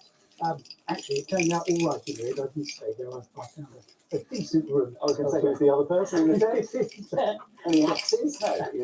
No axes. Yeah, all good. We've seen some horrible stories from the Euros, but you were saying just before we came to you there that Paris, the Olympics, actually things might be looking a bit It's better. going to be fantastic. Anybody who's put on... Oh, what's going on with this fucking shit? Come on, fucking hell. People, all the fares are going up. Hotels, you can't find one. If you do, it'll cost you €1 million. Absolute tosh. Okay, I have been talking to the tourism officials in Paris. Last July, 91% of their rooms were filled, and this month, next month during the Olympics, they reckon at the most 7 out of 10 rooms will be filled.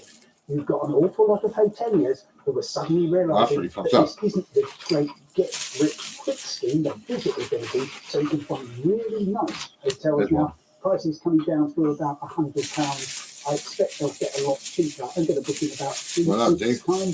And airfares also plummeted. Belfast to Paris, or at least Beauvais, which is what Ryanair calls Paris.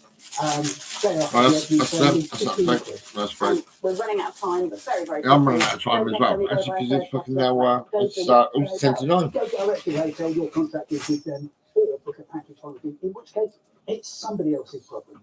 Thanks. Simon, thank you so much.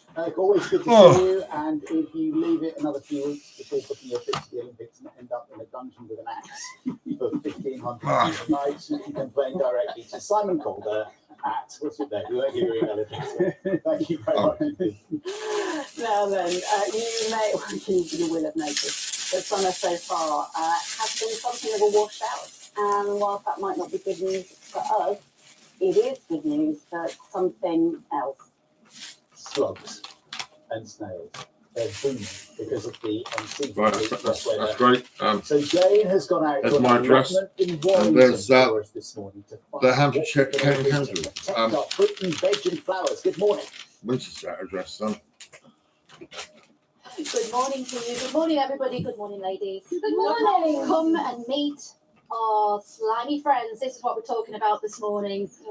Or enemies, slugs, because it's been a fantastic June for these guys. There are winners and losers when it comes to that. There's Facebook. These That's are great. Hello. definitely the winners. The losers, BBC weather presenters, thoughts and prayers go out to Carol and Matt, who are continuously searching for summer. I'll be going out probably about 9:30, I reckon. Maybe 10. I'd normally go down to the warehouse at about 10 in the morning when I'm starting piano. So. Sorry? No, not just yet. I'll keep looking.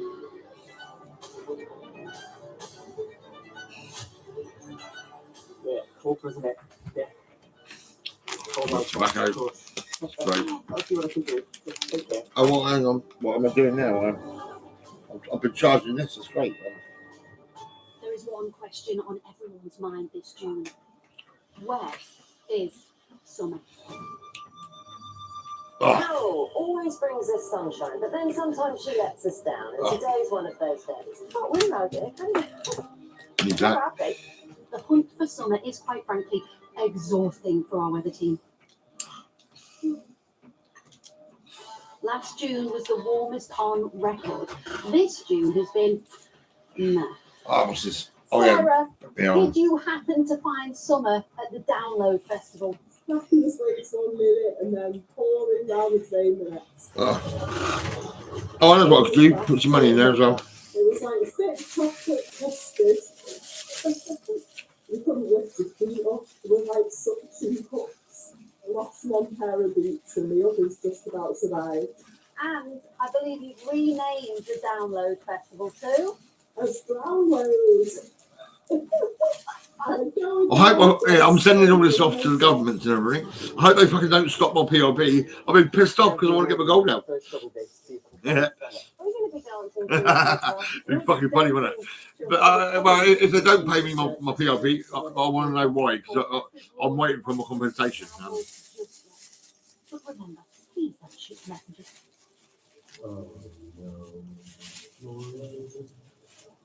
It's not my fault. Oh, fuck it. No, I'm not. No, fuck it. They can fuck off. Think about it. I'm on a smoke. Fucking hell. Sometimes, if you're a smoker, right, sometimes you get so busy, you ain't got time to smoke. It's fucking crazy. Yeah. But it's not tough being a slug. Janet, how has June been? Rubbish. Take us on a march around your allotment to tell us the damage they're doing. My first casualty is a squash there that's been chewed, and there's only a little bit of it remaining. And beans have been an absolute disaster. Annihilated, yes. All round here, they've been chewed right at the beginning, and I've got one bean that's trying its very best. this is the trooper trying to survive. That's right. Okay. And then I have another squash here that's been eaten. Fortunately, these courgettes have survived. I think it may be because I put straw down. Soon you'll be fucking growing weed, I can assure you. That's it. It's going to happen. And then these beans. We'll all be fucking growing weed. Yeah.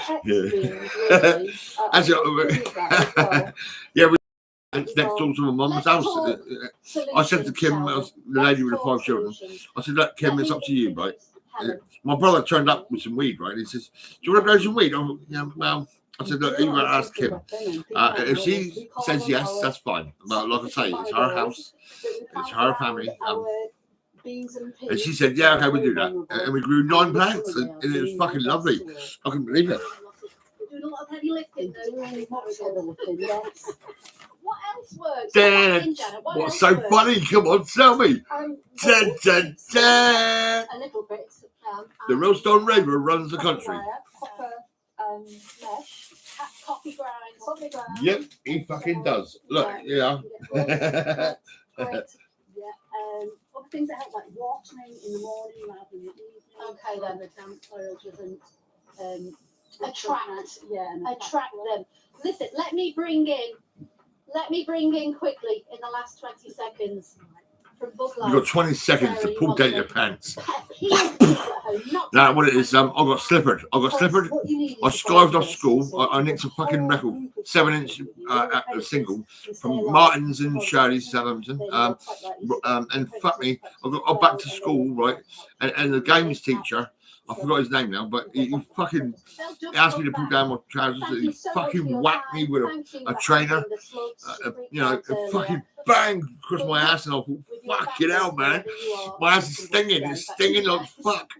It was crazy. It was terrible, man. My ass was on fire. It was fucking. Oh my god, man! That was brutality. I mean, I couldn't believe it. Can you say mussel shells? That was common assault, wasn't it? That was common assault. Yeah, the fucking school teacher fucking slapped me with a fucking trainer. Please stay with us. Headlines coming up. Don't get distracted.